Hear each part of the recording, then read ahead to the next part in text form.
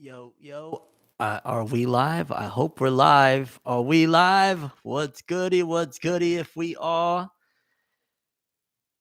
Everybody watching out there. I want to coin this getting back to For Never Fridays, although we're gonna switch it up. We're gonna call it For Never Free Days, baby. What's going on, everyone? We got a few people watching already. What's good? We free for Never Free Days, baby. Was Gucci, everybody? Was popping Delix, the Nerdster, Wayward Wizard, everybody coming through. Was good. For Never Free Days, baby. We've got a lot on the agenda we're gonna be talking about. We've got a lot. We've got a lot. I promise you, mate.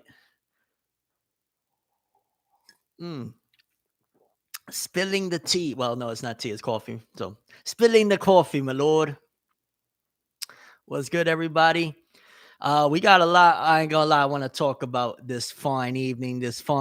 We've got I don't know if anybody read that new JJK. Anybody read that new JJK? Anybody seen the Boruto time skip stuff? Anybody seen that? People, you caught a glimpse. You hear me, dog? What's going on here? Chainsaw Man got some brewing stuff. Got a little One Piece I want to talk about. Maybe we could squeeze in a little Black Clover, more Hero Academia. I think we got a lot to talk about, people. What's good, man? What's good? Delic said, how's your life going? Life is a journey and a process, and I'm just taking it day by day, building brick by brick to where I'm trying to go. You feel me? That's why we're going to do these For Never Free Days, baby. Hey. Yo, let's quickly, I want to address something real quick before we get into anything, because I got a little bit of backlash over a clip from the last live stream where I was talking about like mangaka and, the struggles and whatnot. And I feel like maybe I misspoke, and I feel like maybe I didn't, because I even deleted, like, I had a shorts version of the video, and I was like, nah, because people are taking it the wrong way as if I'm trying to dunk on mangaka. I want to be very clear. This is the same person that has been advocating for several years now, like, yo, dog, these mangaka need breaks. Yo, dog, these mangaka need, you know what I'm saying? They can't be going through all this stuff. So a lot of people took in that clip that I was saying, like, yo, they got to work harder. They weak, yo. And by no means was I trying to say that. By no means was I. I was basically making an observation of, yo, dog, in comparison to the previous times, a lot of these authors nowadays have to take more breaks and are getting a lot more, at the very least, publicly announced sick than the previous ones. But a lot of people, and I understand, I may have not expressed it properly. So I want to be very clear, though. I am the last person that would ever try and dunk on manga authors. And, maybe I came about it the wrong way and I spoke a little tongue-in-cheek as well. So again, forgive me on that aspect, but by no means do I ever want people to think that I'm against the authors and the artists and creators. That is not my bag. That's never been my bag. I've always been very much so pushing forth that, yo, dog, they practically on some type of, what I'm saying, like slavery type of deal when it comes to they hunched over on a desk for 21 hours a day. And if you're not popping and you're not a millionaire like Oda or some shit like that, you know what I'm saying? What type of life are you living? So by no means, I want to be very, very, very clear. Was I trying to dunk on any of these manga authors that go through a lot?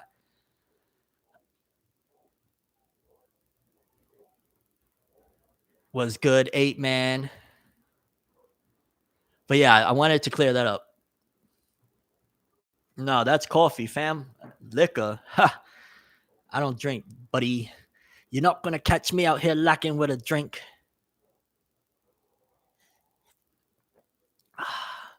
No, not a new office. I'm traveling, my lord. I've got goals. I've got things I'm trying to get done. So in the midst of traveling, though, you know what I'm saying? Still got to be here for the people, and I still got to talk about some of this anime and manga and a little bit of life in there as well.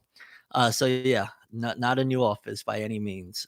I guess let's get started. Has anybody seen the ForneverWorld tour? Hey, ForneverWorld tour. I like that. Has anybody seen the Boruto time skip leak stuff, or not leak, but it's basically like a competition that was released? And let me get a link for you guys so you guys can see what I'm talking about. Basically, this is an updated look at what Boruto and Kawaki are going to look like in the time skip. So let's be clear right here. I'm gonna pin it so you guys can see. It should be pinned. Okay. At the top, you see right there. That is a competition. That is from a competition that is being done.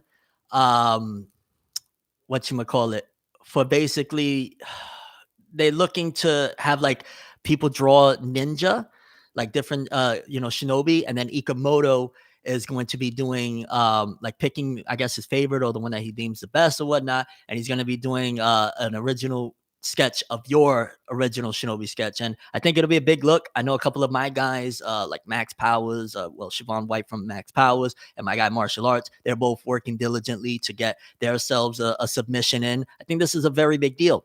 But aside from the competition, because really dope stuff on the competition aspect or whatnot. But aside from that, dog, this is the first updated look at Boruto and Kawaki that we have in how long?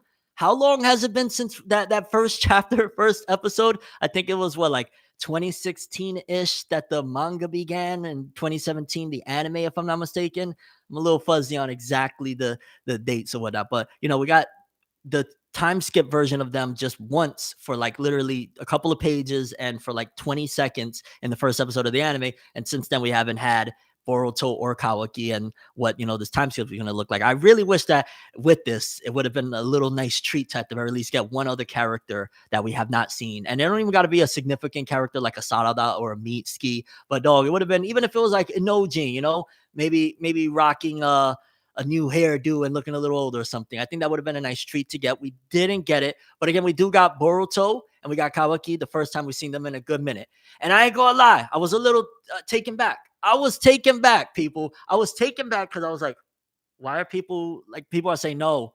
There's some people that are actually saying we prefer the original design the way they looked. And I'm just there like, did anybody remember what early Boruto looked like? Did anybody remember Ikamoto before he became the refined guy that he is now? Like, those designs were kind of cool and we was hype or whatnot. And mostly I think a lot of it has to do with we didn't have any frame of reference for pre-time skip or no, for time skip Boruto at that particular point. So we just kind of like taking it at face value. But honestly, if you compare, again, I'm talking about, check the pinned link at the top, the Boruto and Kawaki, the time skip or whatnot. If you compare that look to the first episode, first chapter, the slams on it, it's so much more refined. The line art is way more crisp. Like, Ikamoto definitely improved. So when I'm seeing people like dunking on it, oh, you prefer the what? Huh? Like, shout out to Ikamoto, because to take up the task of doing a sequel spinoff to one of the biggest manga of all time, no small feat. You got to give the man respect. On top of that, he's been a damn near day one. He was on chapter 7. Kind of biblical if you think about it, but from chapter 7 of Naruto on, Ikamoto was rubbing elbows with Kishimoto. You know what I'm saying? He was working very diligently with him since then, seemingly, according to the stories at the very least. So you got to give him props. Like, yo, dog, he's been in here for a minute. He tried his thing, but I ain't gonna cap. I'm not gonna sit here and be like, yo, the old one. No, the new one is way more dope to me. I like Kawaki's new hairstyle. Real quickly, shout outs to my guy Nero Mega Man. Thanks for the donation, bro. Nero Mega Man, he's next up. If you want Kaiju number 8 content, if you want to just see a really dope dude, go check out my man Nero Mega Man. And I'm not saying that at all, anything to do with the donation. I appreciate the living crap out of it, but that guy is next up. I'm calling it. Nero Mega Man, one of the next big ones from the anime community. Really awesome dude. Check my guy out. He really he puts in work and he makes really dope content. Shout outs to my guy Nero Mega Man. But going back to the Boruto Kawaki, like, I'm looking at it right now. And I gotta lie, first of all, Boruto looks a little bit younger. Maybe that's just me, but he kind of looks a little bit younger. And granted, if this is gearing up towards like, yo, let's just say in a month or two, or let's just say even 3 or 4 months, the time skip is going to start, whatever. This could be that the time skip versions that we see of Kawaki and Boruto are still older than even the time skip ones that these two are going to be. And in case you don't know, pinned link in the section, the live chat, we're looking at Boruto and Kawaki, the first look at their time skip look since chapter 1, episode 1 of the series. And the difference in what they look like, I think that this is still a ways before that inevitable final clash. So we may still very well get those designs or something close to it, even though they're not that far off, to be honest with you. But we may get them because Boruto looks a little bit younger there. He looks a little younger than the one that's holding his head, and he's like, "Oh, Kawaki, why would you do this?" He looks kind of younger. Am I bugging? Let me see what people are saying out here. Am I bugging? Does Boruto look a little younger there than he looked in what you call it in the time skip thing of what we've seen so far? Bro, I feel like okay. Let's see. You watching Blue Lock? That's a little off topic, but I want to get back into Blue Lock. Nah, nah, he looked 12, just taller. You're not bugging. The jaw definition is less here for both. Yeah, like I feel like the time skip one might be maybe a year or two after even this time skip thingy majig, or it could just be that the natural progression of them as they lead towards that, battle, so to speak, the fated battle or whatever. Eventually they're going to age up, but it's not going to be another dramatic time skip or whatever. I don't think we get like there's very few series that get two big dramatic time skips, and I don't think Boruto is one that has shown that like, yo, dog, they're gonna give it all the works or whatever. So don't expect like a massive dramatic time skip. I think it'll be a gradual, natural. I guess you would say not crawl. That's horrible pacing wise, even though Boruto pacing sometimes. No, I'm not here to dunk on it. Yeah, I definitely think there's going to be more time in between there. So if you're expecting right off the gate time skip, Boruto and Kawaki clashing on the Hokage monument, guess again. They look younger in this one. And the fact that they're even doing this, the fact that they're even showing right now and doing this competition, the fact that they're rolling this out this way means that the time skip, I hate to say it, but I personally feel like 2023 will probably be when it starts. Like I feel like there's no way we're in 2024 still waiting for the time skip.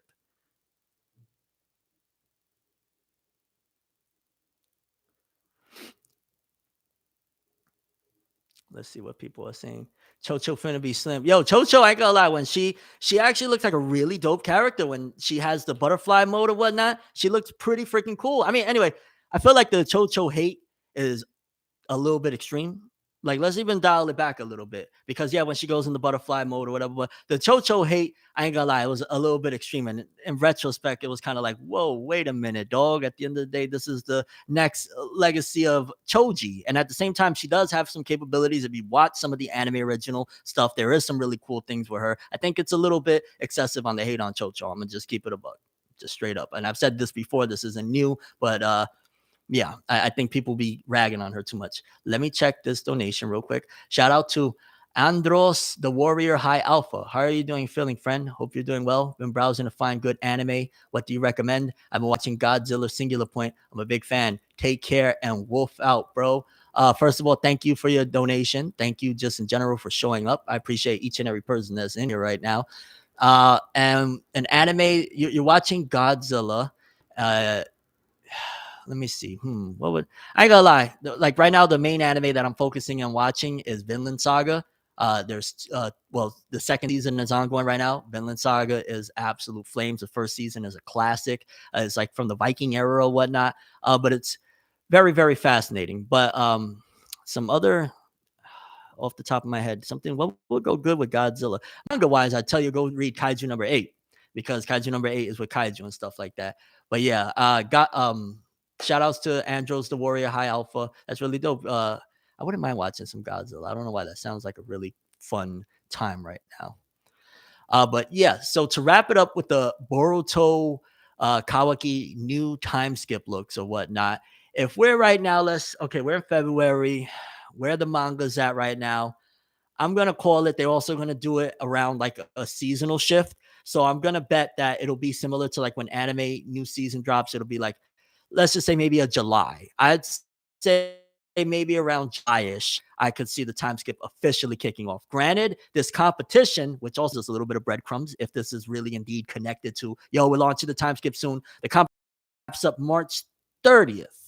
So March 30th, we have the end of this competition, which if they're going to deliberate and whatnot, we could very well see the time skip in May, June, or July. I think it won't happen any sooner than that. Don't expect next chapter or even probably the chapter after that to be, the time skip. Like here we are, yo, we made it. No. I think we're still a little bit off but we're way closer than we've been, and it looks like they're actually finally gonna let it go. Again, shout outs to my guy Nero Mega Man. Another deal. Thank you, bro. Chocho versus Sada. That was flames. Facts, facts, facts. It was anime original, but that was actually a really dope battle. And I think in the time skip, if they take it serious of not just completely relying on Naruto and Suzuki to bring in, everybody or whatnot, if they actually make some really cool characters, you could make Chojo a really awesome Chocho.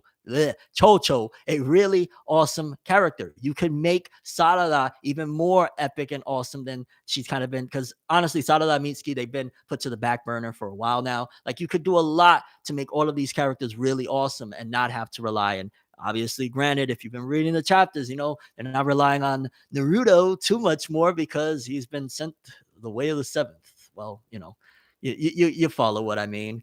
Hey, let's go. My guy, we got my guy Max Powers comic. That's one of the dudes, like I've been telling ya. He's working on a submission right now. He's been showing me some character sketch art of what he's working on for his submission for the Boruto competition. And my guy Martial Arts is somewhere around here. I don't see him. He said he's here, but I don't see him. But shout outs to my guy Martial Arts, wherever you at. I don't see you, dog.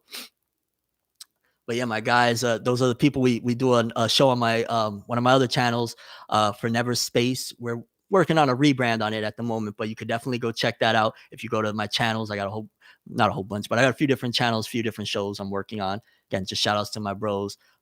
They're some of my people. You know what I'm saying? My real peoples. Shout outs to Jaron Smith. Thoughts on when more info. Thank you for the donation, by the way. Sorry, I just got caught up in my thoughts. I have like 5 different things going on in my head at the same time. Thoughts on when more info about Boruto's Jagan will be dived into. Much love. Keep up the good work and love the last video. More people need to respect Vegeta and positive manga characters. Thank you. Yes, yo. I'm still gonna sit here and say it is mind-boggling of people hating Vegeta for being a good father. That still blows my mind. But thought someone more info about the Jagan. I think they're gonna really dive more into a lot of those stuff in the time skip. I think they've really been dead set on trying to divide the two things. Like if Boruto is a mirror of Naruto part 1, then Boruto part 2, whatever they're going to call it, is going to be a mirror of Shippuden. That's why probably there hasn't been much mentions of Madara Uchiha. That's probably why we haven't got a lot of these intricate details. Like they've been trying to keep it as simple and basic as possible. I feel like with Ishiki, they tried to go the, Z Shippuden route. We're really making it grandiose, and they probably were like, okay, so we see what we could do when we get there. Now let's try and make it that the other characters can make those same type of impactful moments of Baryon mode Naruto. Like, because if they could recapture that magic, but with the next gen, oh, we out of here, dog. Especially where I'm not even gonna lie, a lot of people are gonna disagree with me on this one, but maybe not. I don't know.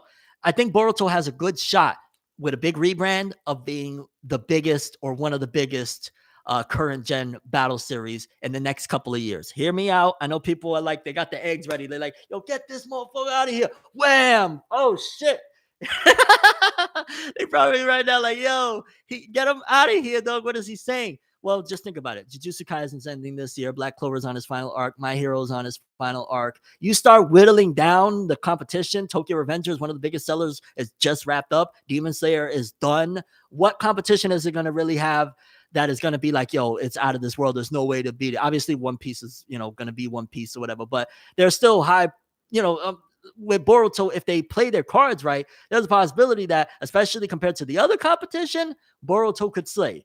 And if there's nothing new that's coming in and Boruto just keeps increasing with this time skip to being the series that a lot of us want it to be and feel it should be, it could take it. It could take it. I know it sounds far-fetched right now because of the slander, I guess you would say, although some of it is valid. The criticisms against it, I guess you would call it. I think with the next chapter, if they play their cards right, if they make it the way, I guess the way it needs to be, it'll hit.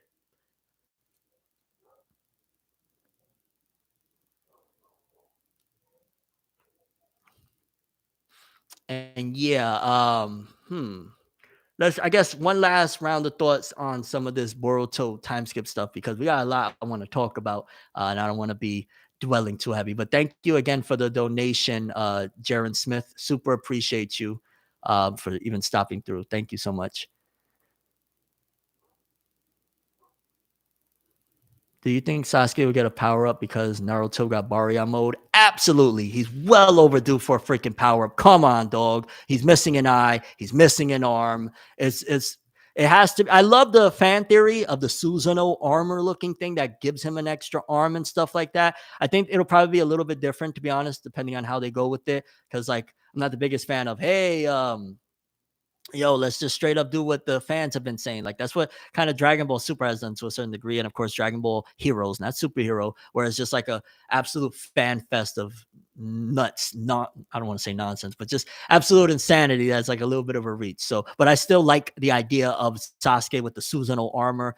There's a lot of other things I could do with the ocular jutsu, like something with his Sharingan. Maybe I thought something really fire, and it's gonna go into a whole other theory video, which maybe some people already covered it. If they did, kudos to them. But yo, imagine him with like a Susanoo, not Susanoo, I'm sorry, a Materasu arm, like just a black flame arm on some like Hiei from Yu Yu Hakusho type shit.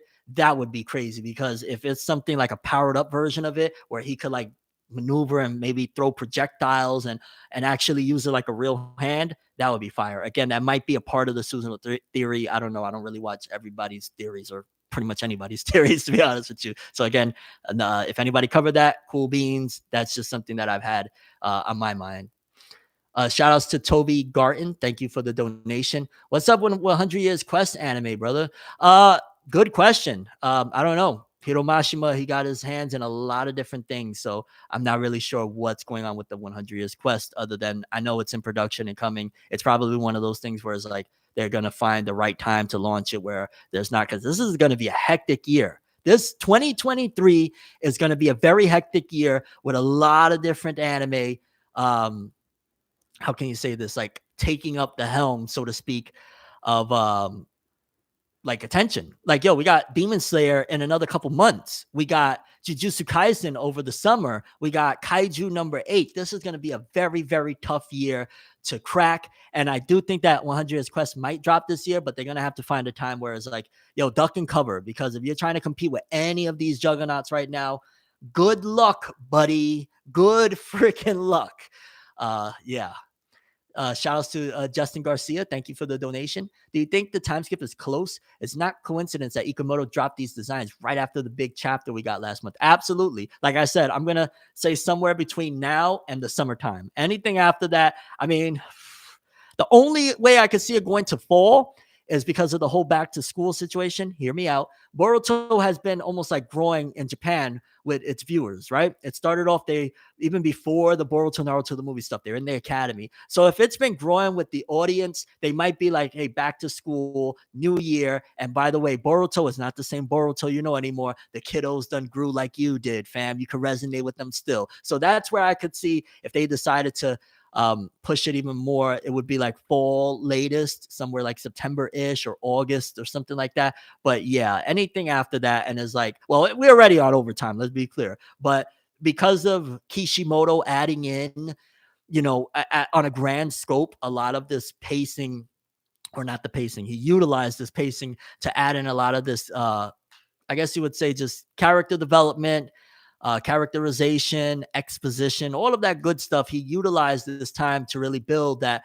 The time skip is probably going to be a little bit more meaningful for the next gen, for Kawaki, for Boruto, for the village as a whole, opposed to if we would have jumped straight to it from the Ishiki Otsutsuki stuff. If we would have jumped straight from Ishiki Otsutsuki, we would have still been relying on Naruto and Sasuke and thinking about Naruto and Sasuke. So admittedly, at the very least, for the sake of the cast of characters that they have been pushing to be the next big things, the next important ones, okay, giving us this time to cook a little bit more with these characters has been beneficial. The time skip ain't going to just be like, oh, where's Naruto at? We're going to be looking at it like, okay, let's see what we got here. And all it takes is for the reintroductions of these characters to be really awesome for people to really rock with them. If Chocho shows up and she is really, really dope, she could be everyone's favorite character. And a lot of people like to shit on Chocho. She could be everyone's favorite character if she shows up in this new time skip and she's like I guess with maybe a different, more refined uh, personality in terms of she's not just like always thinking about eating chips. Like she's more eye on the prize, on the mission and stuff like that. Uh, it could be dope. Likewise with a lot of the other characters. I don't care about Enojin flat out. I'm just keeping it real. I'm sorry if that makes any. I don't care about Enojin at all. Making Enojin a little bit more likable or intriguing to me. And a bunch of the other characters. So yeah, there was a little bit of credence and made this thing a little bit more exciting for the time skip, opposed to again having, yo, where's Naruto and Sasuke? I don't care about anything else. Like, there's now that opportunity. Uh, the stream has terrible video quality. It looks great on my end. What the heck? Is it really bad? Oh, shuckaroonies. It's like 180. Damn, is that bad? Jeez Louise. It looks good on my end. I didn't even know. 720 looks like. How long has it been like that? Oh, shucks. That's crazy. Well, damn. Let me take a look on my phone while I'm at it. By the way, again, shout outs to everybody, yo. Y'all putting up with me in 180p over here. It's because I maneuvered a little bit. I was trying to get away because there's like super noise on that side of over here. And I was like, okay, let me move over here, see if it's a little better. And then boom. All right, let's see. I'm about to take a peek right now. Let's see what's old Fenev dog looking like. Let me look in the mirror real quick. Yo, Fenev, what's going on? What you doing here, pa? Let's see how bad they got us. Oh my god. Let me see what happens when I put it in. Jeez Louise. I'm putting 1080p. Any change on 1080? Oh, they massacring my boy. And I'm talking about myself. That's crazy. Well, shit. There it is, I guess, huh? um, a little better at 1080. Yeah, it still looks like horrible. This is madness. This is madness. This internet connection is doing me dirty. Hold on. I'm gonna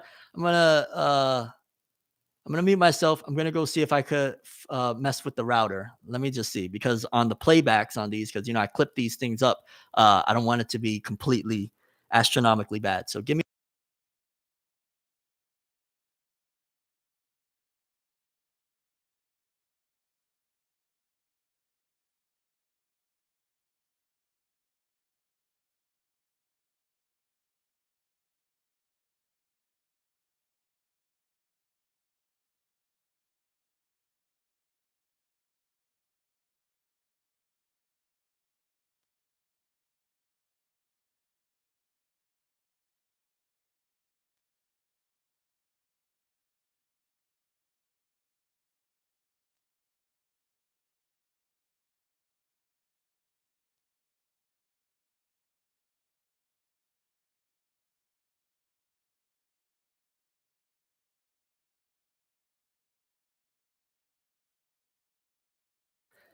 Did that do anything at all? Let me know. Did it do anything at all? Quality's better now? I literally just picked up the route. Somebody said nope. Oh well. What can you do? Somebody said a little better. Teeny bit better. Well, let me take one last look. If not, there's not much I could really do unless I decided to start moving the desk all the way across the room again. And I don't think that's gonna happen right now, my lord, if I'm being quite honest with you. But it wouldn't be one of my streams if it wasn't the technical difficulties involved.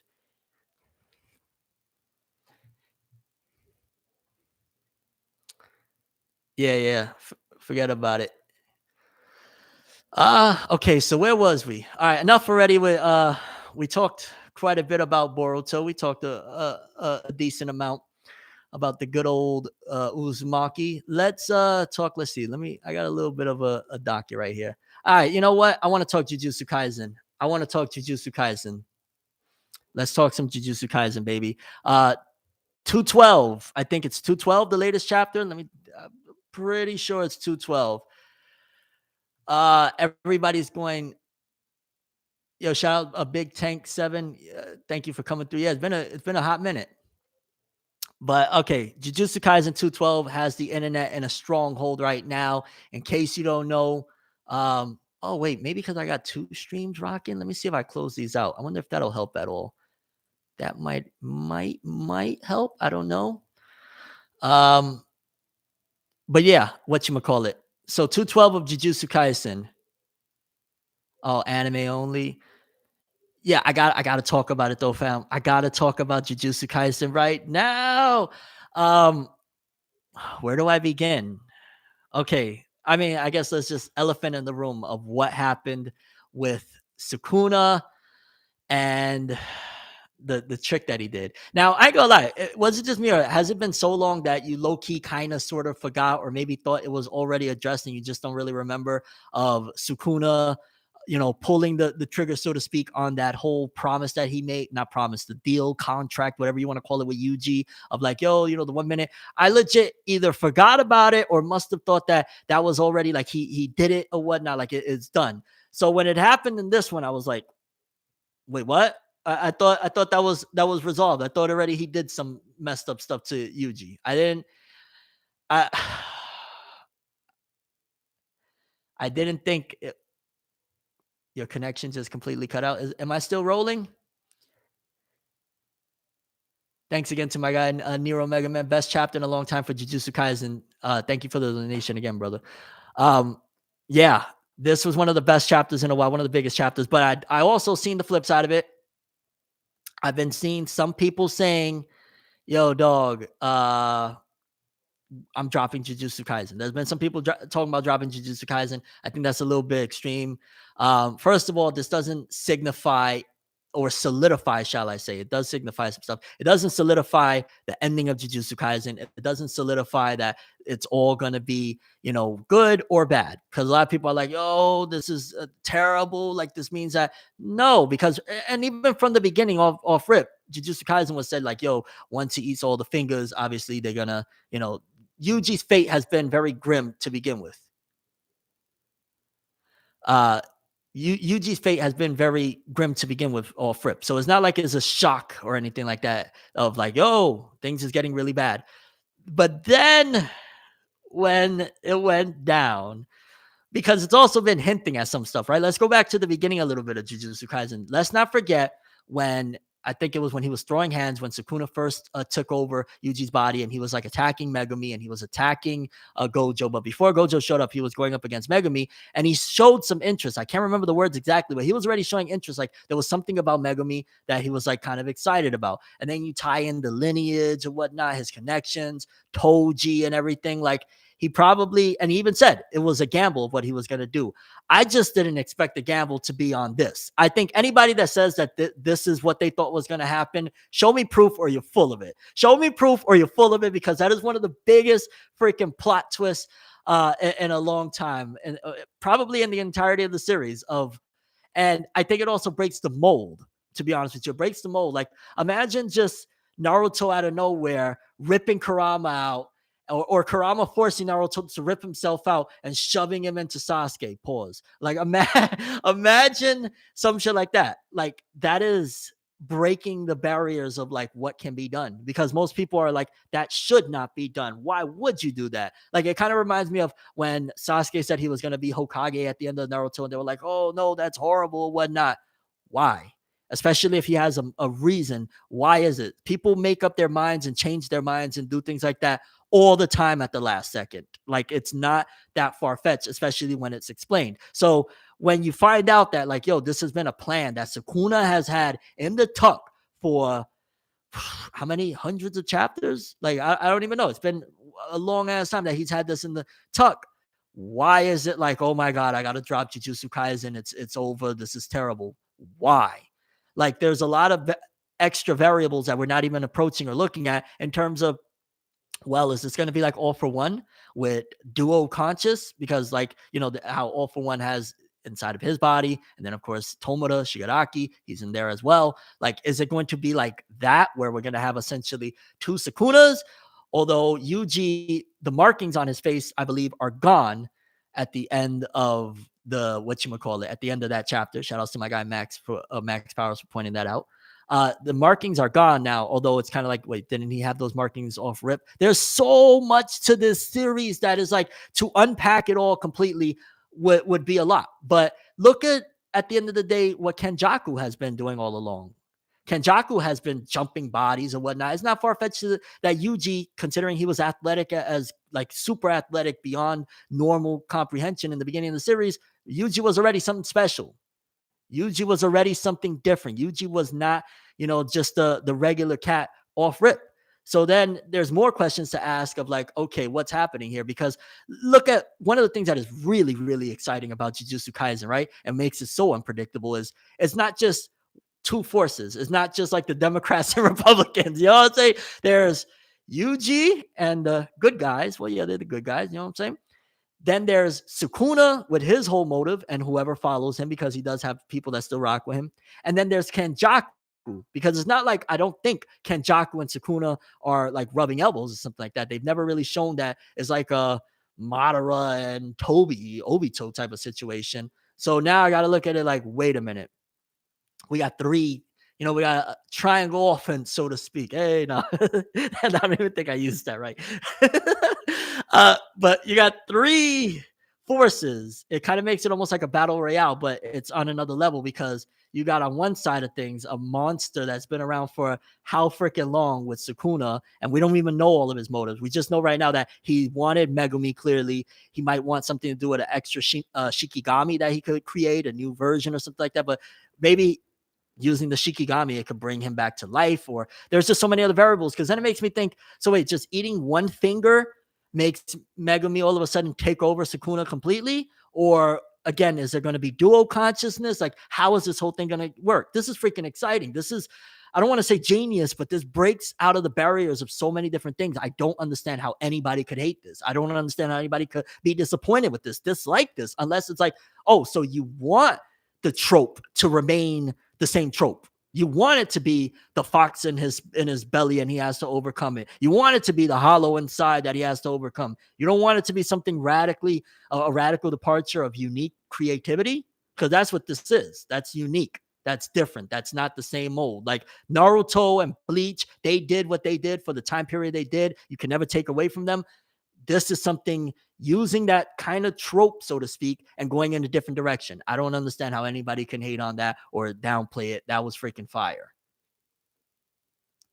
And yes, somebody said I could see this only lasting a few chapters, because again, if it's just that he only shoved one of his fingers in his mouth, pause, it could be that they're going to utilize it for like, okay, now Sukuna, he's going to have a time limit, maybe a lot longer than that 1 minute he had with Yuji to do whatever he does. And then maybe it'll dissipate and return to the owner because he's the one that is already linked to it. Because you got to also think, Jujutsu Kaisen very intricate with the explanations and stuff like that and the properties of this and that and the third. It could be that just eating the finger doesn't automatically completely divulge everything of Sukuna onto him for good. It could be that it's like, well, for a small period of time he's there, but it'll always revert back to the temple of where, the actual vessel, the actual host. But that's a dicey one, because it looks like he really does want on some like Orochimaru type of thing to carry on living. So a lot of really, really epic stuff. I'm not even gonna lie, dog. Jujutsu Kaisen right now, like, hold on.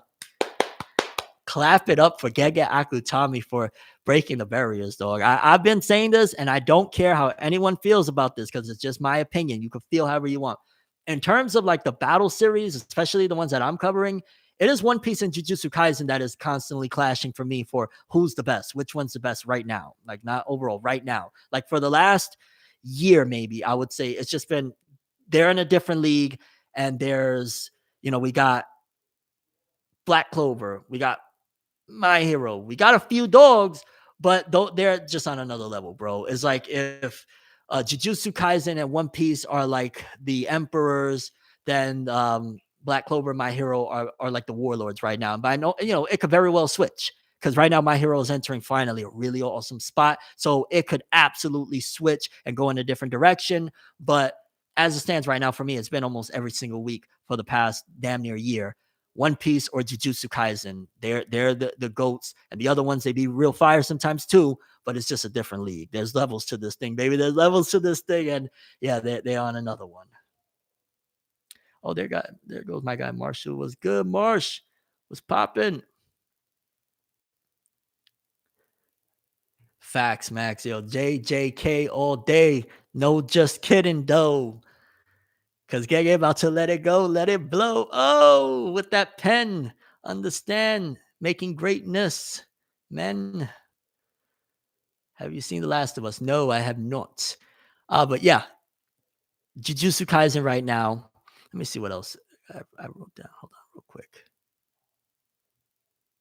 Like, yeah, I feel like honestly, when it comes to moving forward with the story again, if it's ending this year, clearly Gege said it's ending. It's going to be very interesting to see that things are going to start moving fast, because if this is like, okay, what, we're in February already, how many more chapters we have left? You figure with all the breaks you counted up, there's probably about like 40ish chapters left to get it done.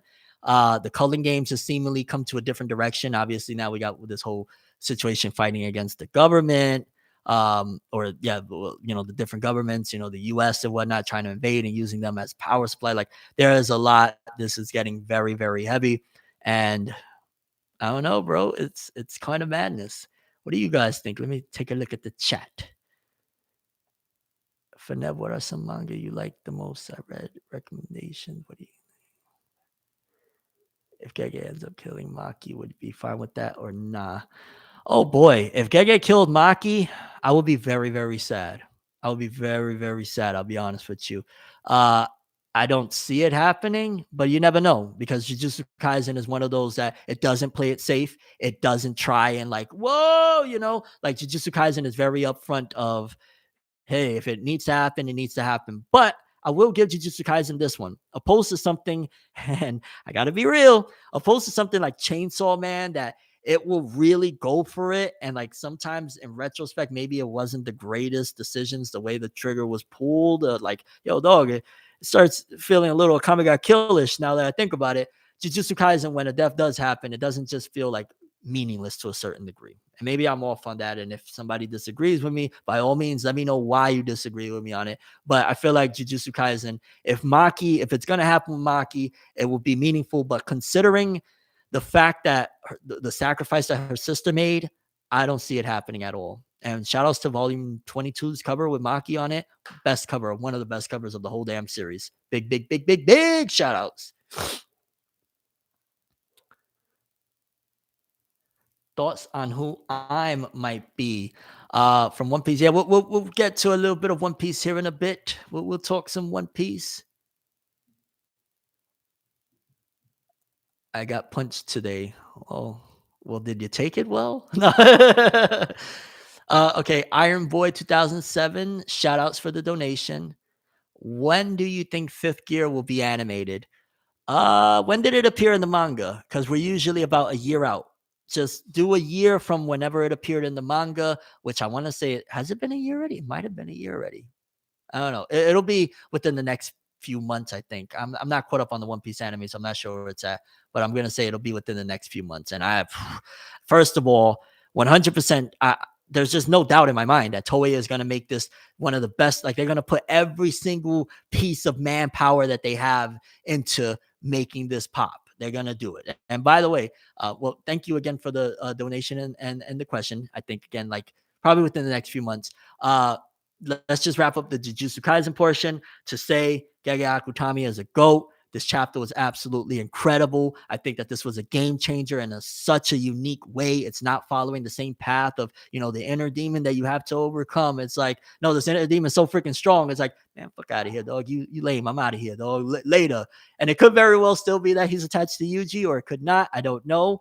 But how it gets played, Gege just did a masterful stroke. Pause. With this plot twist. And yeah, so let's see. What do we want to talk about next? Should we go to One Piece? What we got in the doctor? We got some One Piece. We got some My Hero, Chainsaw Man, Black Clover. Where do y'all want to go? I'm gonna let y'all decide. Let me know. Flood the chat. Tell me what y'all want me to go to next. We already did Jujutsu Kaisen, and we talked about the Boruto time skip stuff. Okay, I see some Black Clovers. I see some Chainsaw Mans. Black Clover, Black Clover. Okay, a lot of Black Clover. And shout outs to all my Black Clover people. Thank you for being patient with me because I know I've kind of super fell off the bandwagon of talking about Black Clover for quite some time. Honestly, ever since we came back from the time skip 2, Black Clover has felt a little bit different. Like right now, where we kind of got sent to the land of the rising sun, and then we had like this whole Yami debacle and the stuff with Ichika and trying to find out like the truth of like who did what or whatever. And then where we're at right now with the Asta versus Sister Lily stuff. I'm gonna say right now, I feel like this happened way too soon. And obviously it's Black Clover. Black Clover is one of those it happened mad fast type of series. We've seen it time and time again. The pacing of Black Clover, it hits different to say the least. Black Clover hits different. Shout outs to Romero Jackson. Thank you for the donation. Um, but Black Clover is a really fast paced series, but still, sometimes I'm like, fam, so wait a minute. We just a few chapters ago, maybe a little more than a few, but we just got sent to the land of the rising sun by Sister Lily. Sister Lily shows up. Asta fights Sister. Like it feels like it happened really quick. Like the Sister Lily versus Asta, or the Sister Lily and Asta reunion in general. I feel like could have happened a few more months out. And I understand Black Clover is ending. And again, Black Clover is a fast paced series, but geez Louise, like I feel like there could have been other encounters that he had prior to this one because Sister Lily was the last person that sent them here. So the next big real battle, excluding the training that he did with Ichika, excluding all of that other stuff, should have been with probably somebody else, whether it be some demon, whether it be Lucifero returning, whatever it is, probably should have been somebody other than Sister Lily because we just got done with Sister Lily. You know what I'm saying? That's just how I feel. But in terms of the way it was delivered, I ain't gonna lie. Funny story. I got trolled like no tomorrow. And this is why sometimes it is beneficial to just go ahead and wait for the officials, so to speak. We got talking, you know what I'm saying, the officials. Because I thought the chapter ended with Asta there as Sister Lily is dying crying. Because there was another page and like they made you like load it up and shit like that. And I ain't gonna lie, I left so mad and like, yo, I swear to God, bro, I'm tired of manga with this death stuff. Everything is about death. What is going on here, bro? How you gonna end? Like, I was so heated, bro, because I didn't know that there was another page because I had to like click a couple extra buttons. That's why it's always better to go, not always, but oftentimes just the officials, so you don't get trolled like me. Because I left that thing. I'm talking to my guys, Max and Marshall, and I'm like, yo, bro, I'm just so done, man. Sometimes I don't want to read manga no more. Everything is about death now. Everything. Did y'all read Black Clover, bro? And Max like, yo, I'm gonna go read Black Clover real quick, bro. I'm gonna check it out. He reads it and he's like, wait a minute, there's another fucking page. There's a couple pages. And I'm like, huh? Yeah. And I'm not trying to advocate. I ain't paid by none of the officials. They don't rock with your boy like that. But instances like that really piss me off. I've had some instances where I remember I reviewed like a fairy tale chapter back in the day, and there was like a one page that I missed that was like excruciatingly important to talking about that chapter. And if I would have went off and like made like this stream, for example, without ever knowing that final page, I probably would have came in here ranting. I probably would have came in here and said, get this shit out of here. What is this, dog? And it's not that, don't get me wrong. I'm not like, yo, I don't want, you know what I'm saying? If it makes sense for the story, but at the same time, it was just like flabbergasted me. Like, what the fuck is this? You know what I'm saying? Excuse my language, my lord. YouTube, don't hurt me. um, but yeah, and then also it's a little wonky of like, wait a minute. So there was this giant dragon there, and it just was like coasting while Asta was having his words with Sister Lily. So that was a little bit, gave me a little bit of a chuckle. But in terms of the emotional aspect of it, and in terms of digging a little bit deeper into it, it's to a certain degree a dark version, I guess you would say, of a conflict between like, I don't know if you would say, because obviously Asta has a weird thing for Sister Lily, even though she's a nun, bro. And I always gotta say she's a mermaid, okay? She ain't spreading them. She can't, you know what I'm saying? So Asta, relax, leave it alone. Leave it alone. Uh no. But the Asta and Sister Lily situation, I just totally got thrown off track laughing at my own shit. Forgive me, lads. What was I saying? What was I saying, guys? I'm totally lost. Asta, Sister Lily, she's a mermaid. She ain't spreading them. What was I saying? Video quality coming in choppy. What can I do? I don't know. I'll have somebody edit it, put footage over this. I can't do nothing about it, lads. I got a weak router. Maybe I'll invest in one. I'll go buy one for where I'm at, and I'll hook it up tomorrow or something. DC Tree said, I appreciate you for everything you do. You actually got me into a lot of anime. So thanks. No, thank you for coming through, first of all. And it's really dope to help, give you something to occupy your time that isn't, a bad thing. I always look at it like, yo, if somebody's at the crib, and don't take this in wrong way. I've been watching cartoons for 13 years, anime. If I could put somebody onto a really dope cartoon that's going to keep them in the crib and maybe occupy their mind sometimes when they need something to occupy their minds, I always appreciate it. And I'm not saying that you needed that in particular, but uh, yeah, that's just a dope thing. I'd rather somebody watch a cartoon than be out doing stupid shit. That's just me. So shout outs to you, bro. OG Sperm Cell 199. Sup for now. I don't know why that's making me laugh. Shout outs to the OG Sperm Cell. Yeah. Oh, snap. Oh, snap. The big news is that the Boruto time skip is about to go down. The big news is that Jujutsu Kaisen had one of the most biggest game-changing chapters of the entirety of the series. The big news is that we got some more stuff to talk about on ForneverWorld Free Days. Okay, yeah. So back to Black Clover. Okay, let focus for now. Focus. Stop joking around, man. What the heck? Now, going into the whole Lucius, he's trying to conquer the world and stuff like that. Uh, I feel like Tabata is trying to. I don't want to say bide his time, but he's holding off on bringing Lucius into the fold. And I feel like he could have sent somebody else besides Sister Lily. I feel like right now Asta should be throwing hands with whether it just would have been the dragon and like a new servant of Lucius or something like that. And then we would have got Sister Lily when we got back to the Clover Kingdom. Because just think about it. What is the Clover Kingdom going to look like by the time we get back to it if Lucius is having his way? You know what I'm saying? Like, we might be walking back to the Clover Kingdom being in distress, or it could be something totally different. We could, depending on the way Tabata tries to play this, it could be he goes the route of Magi, where everybody is just in complete bliss, despite the fact that it's absolute bullshit of what's happening, and they're not really in bliss. They're being controlled to be in bliss, ignorance is bliss type of thing. So that could be the case as well. Asta returns and everybody's like, you better leave, you know what I'm saying? You better leave Lucius alone, dog. The Zograti, we love Zograti over here, fam. What are you talking about? So it could very well be that as well.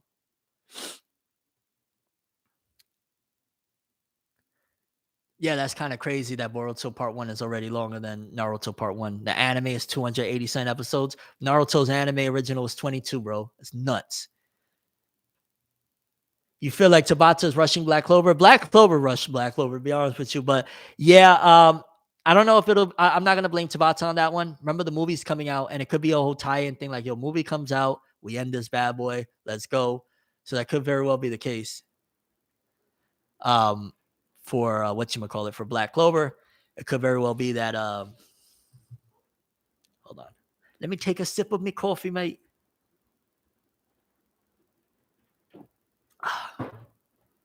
Shout outs to Wakleem the Dream. First of all, thank you for your donation. Super appreciate you. Love your content. You inspired me to make my own anime podcast. You got any advice? I'm intimidated on all the editing and not too sure how copywriting works. Can I just post clips while I'm talking? Boom. This is perfect. I can actually help out. If anybody is interested in content creation, maybe you don't know some of these things, they're basics to me, but this might be gold information for a lot of people. And it maybe can serve you well. Again, thank you for the donation. But so you want to start your own anime channel. You're intimidated on all the editing. I will tell you that depending on how you want to approach this, but when it comes to the editing, like before you even get to that part, establish how you're going to do this thing. Establish are you going to be a once a week uploader? You trying to do an everyday uploader? How are you creating the content? Are you doing the old Fnev? You're going to just hop on camera? Are you going to just put footage and do fancy editing? What you're going to do? If you're going to do like the old Fnev, dog, just you on camera, the editing is going to be a little bit easier. And you could throw the images and whatnot, which we'll talk about in a second, how to throw the images and video and not get copyrighted down, even though they can always do whatever they want. Let's be clear. When these companies are on your ass and they don't want you here no more, they want to come after you for this, that, and the third, they will, and they'll give you a nightmare for it. So just be cautious on that. but there's a way, somewhat of a way around it to kind of fit within the guidelines, so to speak. But yeah, if you're gonna do like, like what I do on camera, you could also make that a weekly thing and put in the bells and whistles of having, effects and video popping in and out. If you're going to just do straight footage, that's going to take a lot longer, but oftentimes that's better with retention because people can stay watching anime clips and pictures and stuff like that a lot longer than a person on screen. I've established for 13 years me on screen, so it's almost more valuable for me to be on screen than for me to hide behind, not hide behind, that was poor choice of words. Shout out to everybody that does it. But for me to be behind clips and whatnot, like, yeah, there's a benefit to, like, I'm sure, like right now, I could really get it popping if I wanted to, 100%, a million percent. If I put out nothing but footage based content, talking like Naruto theories and all that stuff, 1000%. But what does that do for my brand in the long term in terms of this right here is, for better or worse, serving for people to understand my brand. Like my brand is based on me, not the anime footage. You see what I'm saying? Like people will know, and it's not.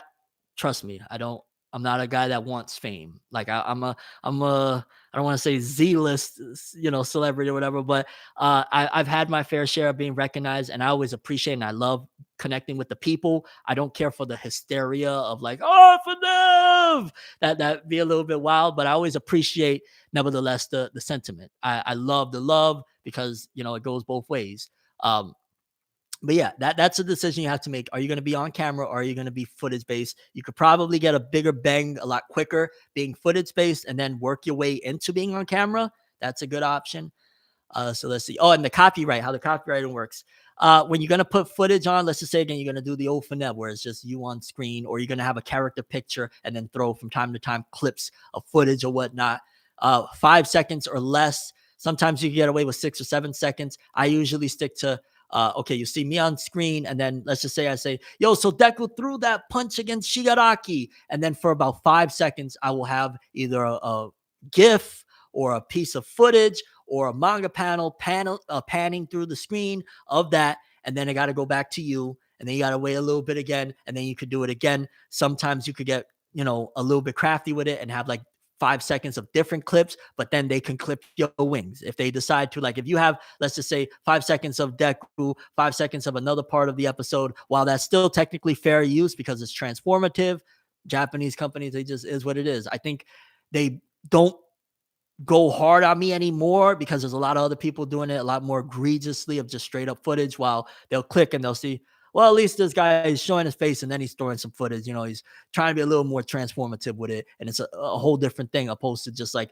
you're watching one big AMV or something like that. And again, it sounds like I'm shading people. I'm just trying to break it down to the way they're looking at it. They're looking at it as this dude is on camera. These dudes are just using our footage. And there's a lot of people that are crafty with it as well that like look at Anime Balls Deep, the way they do it, where it's damn near a whole different experience of you got them, their characters, you got their fancy editing flashing through the screen. So there's a lot of ways to do this thing. Honestly, study up, go check out some tutorial videos on there, but also do you, because a lot of times they'll give you this information.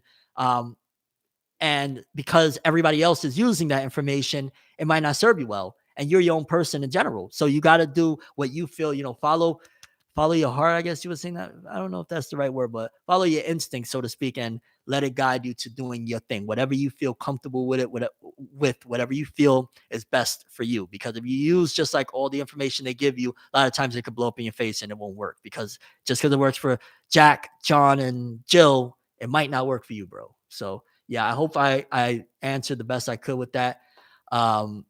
Question. Again, shout outs to Wacleem the Dream. Appreciate you. And I hope anybody else that was listening, this is legit info. Clip this, write it down, whatever. If you're trying to create content on YouTube, at the very least, in terms of how to get around and maneuver with copyright and get things going, there you go. Let me see what's popping in the chizzy. And I guess let's wrap up on the Black Clover stuff. In general, Black Clover, it looks like the way it's going, I wouldn't be surprised if Black Clover ended within the next few months. Like I thought the Sister Lily thing would be like, the second to last fight that we're going to have. Like it's going to go Sister Lily, then Lucius. But I mean, there still could be more demons that are going to be introduced because he did conquer, the underworld and stuff like that. And we might have to go through battles. Like maybe the final battles with the Black Bulls, it's not going to be the Black Bulls being the good guys. Maybe Asta's going to have to fight everybody in the Black Bulls because we get back to the Clover Kingdom and Lucius got everybody in a trance. So maybe I'm gonna call it. That's what's happening. Once we leave the land of the rising sun, Asta and whoever rolls with him, if it's Ichika and the rest of the people on Wano. Now let me stop. They're gonna have to go through and fight out all of these people that are gonna be under Lucius's spell. We'll see. But yeah, that's the Black Clover update. It's been interesting. It's definitely, I think it's even, I would throw the argument going fast even for Black Clover. Again, I just can't get over that we just got sent away by Sister Lily and we already resolved the Sister Lily stuff and she's saved and about to be back to her normal self or whatever. That is very fast. I thought she would be next to Lucius when Asta goes to for the final bout.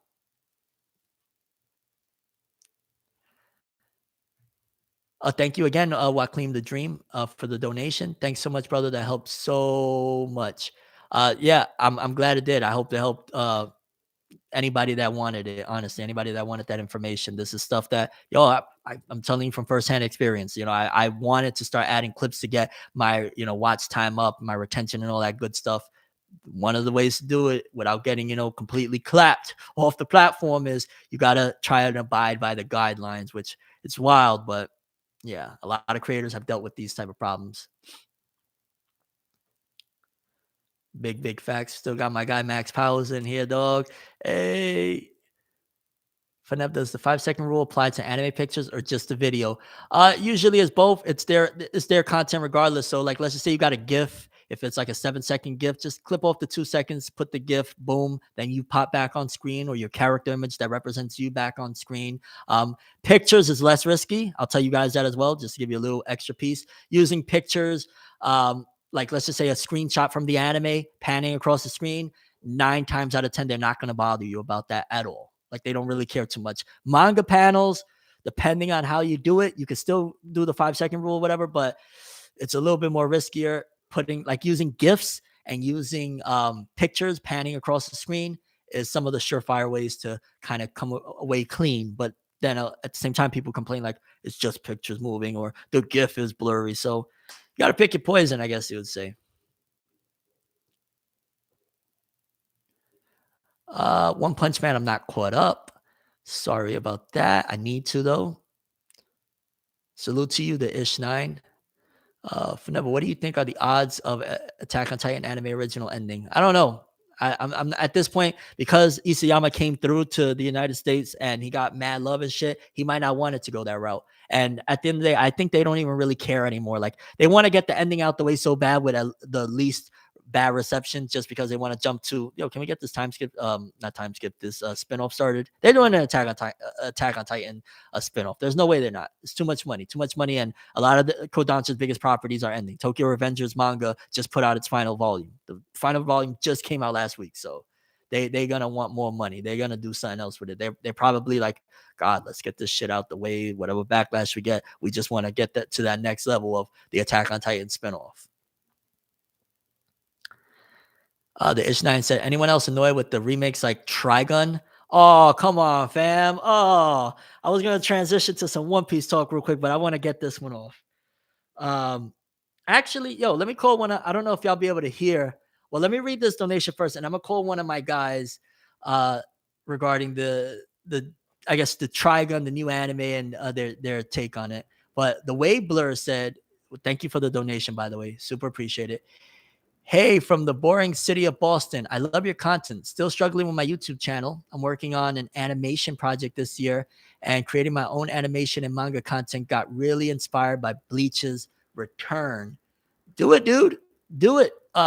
The quicker you get started on it, the quicker you could make all the mistakes that you need to make so that you can learn how to do it to the best of your capability. Like you're probably worried about making mistakes or messing up. You're going to. It's inevitable. Look, I've been doing this 13 years, and my quality right now on the stream is going from anywhere from decent to absolutely 140p. You know what I'm saying? So you're going to have mistakes. That's how you refine yourself. You're going to have issues along the way. That's how you get to that next level. But you got to start. You absolutely got to get on it and keep going, even if it's in increments. Whether you got a job, you got to hold down. You got to, you know what I'm saying? you got to just start it, because the sooner you start it, the sooner you could get all of the bad shit, the mistakes, the horrible drawings, all of that out of your system and get to what you really are envisioning and what you want to create. But yo, let's call real quick. And you guys let me know if y'all could hear my guy. I'm gonna call my guy. Let's call my guy Max for this one. Let's see if he picks up. I don't know. I mean, he is listening. If you're still listening, Max, I'm gonna give you a call. Let's see. Because I just want to get a little bit of insight. Because me with Trigun, I think that it's actually, I'll tell you once my guy Max is on the line if he picks up. Let's put it on. Let's see if he picks up. Tell me if y'all can hear that. Uh-oh, he might not answer. Max, are you there?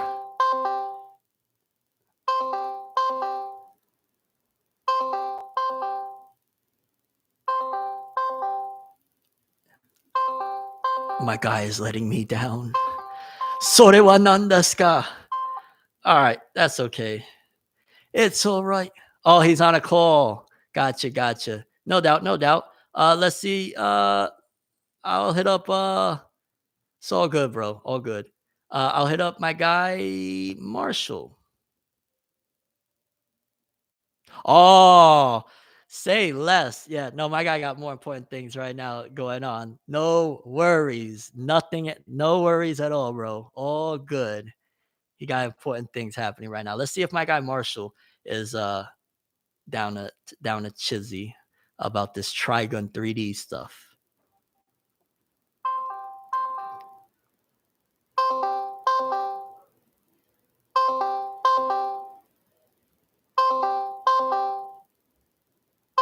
Nobody want to talk to me. Hello? Oh shit! Somebody wants to talk to me. Yo, Marshall, it's me, Tim. I'm obviously live, so yeah. Sure. Just wanted to clarify that. Yeah, I wanted to call you to get your take on the Trigun 3D anime. One of the viewers brought it up, and it kind of just brought me back to like this whole 3D CGI situation. Hopefully, people could hear you.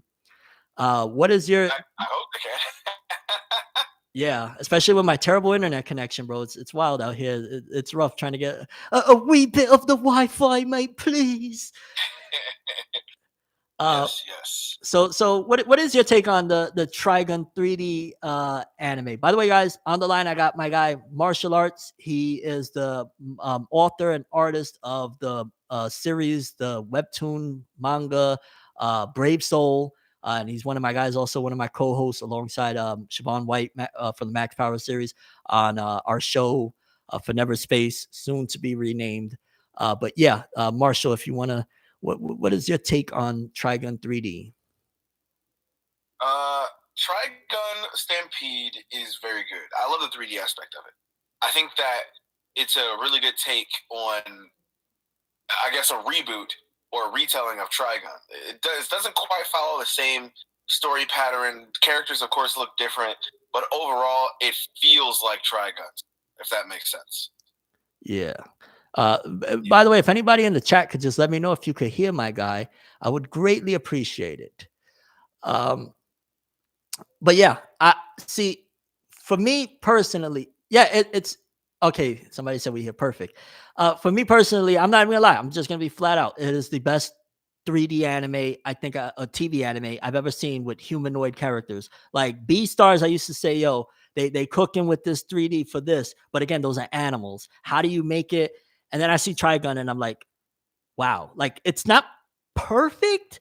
There's still some things like where you can see like the frames start looking a little wonky, but this is one of the best strides that 3D has made. No?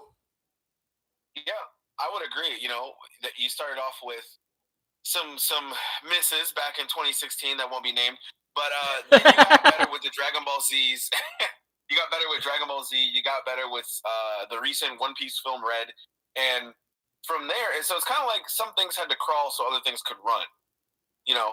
And really, with Trigun Stampede, man, the 3D is crazy. I remember watching the first episode and thinking, okay, 3D looks pretty cool. I want to see how the action's gonna look. And everything looks so smooth, so well put together, and it really did take me for like a loop. Like I had to sit back and just pause it for a second and be like, "Yo, is this all 3D? Is there like no 2D in it at all?" But yeah, it's pretty cool, man. Episode 3 is crazy. If you guys haven't seen episode 3, watch it. Episode 3 will blow your mind. Do you think that this look and this aesthetic that they're doing with the Trigun anime is going to inspire, like, because I could almost see, like, personally, I think Trigun executed 3D better than even Dragon Ball Superhero. Do you think that this could be Yes. the model that they follow, and that style in particular that they follow moving forward? Because the industry, they got a super raging hard on for 3D CG. They're going for it. Do you think that Trigun will be the one that will be, I guess, the blueprint for things moving forward, or is it too early? Like, what is your take on that? Yeah, I think that this is going to be kind of the staple. I think Dragon Ball Z, like they were like, yo, if people kind of like the Dragon Ball Z in 3D, they can do that stuff. But going from there, they were like, yo, let's try it with an even older or another old school anime. And I think people are going to use this as they're going to have 3 ones. They're going to continue to do a combination of 2D and 3D because 2D is always going to be there. But now they're moving into this 3D space, which a lot of people think that it's just to save on money. But I mean, you look at things like Ajin or Stand By Me Doraemon. Like, there's other 3D anime out there that have been trying to do this, and I think Trigun has perfected a style. And like you brought up with Beastars has its own particular style in 3D. I think a lot of people are going to see that and be like, okay, hey, we want to do this. And I think you've heard me mention this before when we were talking between me, you, and Siobhan. Spider-Man Into the Spider-Verse has done something to animation to where other animators have done crazy thing with that style of animation, and that changed the game in a lot of movies. I'm going to bring this up again because I always have to. Puss in Boots. Oh my the god! Action sequences. This guy, bro. The number one Puss in Boots fans in the world, in the planet. He got Puss in Boots tatted across his back. Shit is wild. the action sequences from Puss in Boots and from a few other movies that are animated have taken the action stylistic choice from Into the Spider-Verse and implemented in there, making that movie just crazy good. Like, on top of the stories as well. So I think when it comes to Trigun Stampede, I think they definitely cemented a good spot of 3D CG in their own way that people are going to be like, yes, if we want to do something that's action-based and fantasy-based, this is what we're going to go with. Okay. Yeah, I'm excited about it. I think I'm like maybe an episode or 2 behind at this point, but from everything I've seen so far, it makes me a little bit more comfortable too with looking at 3D CG, as at the end of the day, it is inevitably going to be the one that, it's going to take over. And I feel a little bit more comfortable knowing that, okay, if we got stuff like that, I guess it's in good hands. I'm still going to always champion 2D all day, but it gives me hope for the future of 3D CG anime, with the animation side of things at the very least. Yeah, I think the one thing that really blew up 3D was the Land of Lustros, which came out in 2017. That was the one with the girl who I think she's made out of like porcelain or glass or something, and she has like the teal blue hair, and a lot of that was huge during that time. I haven't seen it. I haven't seen one episode from it, but I just remember people talking about that and seeing like screenshots of the action sequences and being like, "Oh, okay, this is all 3D. It looks cool." Yeah. I guess moving forward, we're probably going to see a lot more. I keep saying that. I think Dragon Ball Superhero is one of the catalysts as well, in terms of just like a lot of people look at Dragon Ball to, okay, can we run now? Is it safe to run? And Dragon Ball gave it the okay, it's safe to run, Sonny. You can run now. So yeah, we're gonna be seeing more. I don't know about more Puss in Boots, no. You watch it, you'll know. I can't spoil nothing for Puss in Boots. It's a good movie. That's all I'll say. But no, I think we'll definitely be seeing more 3D. I think other studios will start to implement their own version of 3D. Like, who knows? We might get some one-off stuff from Mob Psycho that's 3D just as a test. You know what I mean? From different studios that are like, hey, let's do some OVAs or things like that of some anime in 3D, which wouldn't be bad, but wouldn't be a bad way to not only give people more content of shows that have ended, but also being like, hey, let's test out 3D in our own way. So. Facts. Yo, everybody give it up for my guy, Martial Arts, again, author and artist of the manga of Brave Soul. Where could they catch Brave Soul at again, Marshall? Yo, so I'm working on chapter 2, literally as we speak. And they can catch it over on Global Comics. If after this video, after this live, you guys want to go check it out, please be sure to do that. But it is Global Comics with an X, not a C. globalcomics.com. And yeah, you can just type in Brave Soul. It's literally trending. We have over 6.1K views down there. So, and it's rising. Big bet. Alrighty then. We're gonna carry on talking some One Piece, but thank you for coming through, lad, and we'll chop it up a little bit later. Yes, sir. Thanks, everybody. Peace. My guy Marshall. Like I got two people that I really rock with heavy. In case you don't know, it's my guy Max Powers and my guy Martial Arts, and that's one of them right there. And my guy Max is handling his business right now. Big shout outs. Send a lot of love and support to my guy Max. He's doing his thing. Quickly, I want to read this one off. I had it held right here. Shout outs to the donation, Lord. Yo, Fanev. Wait, is this the same one? Yeah. Yo, Fanev. Love you, brother. As a huge Rurouni Kenshin fan, can you give your thoughts and feelings of the new reboot coming later this year? Thanks, fam.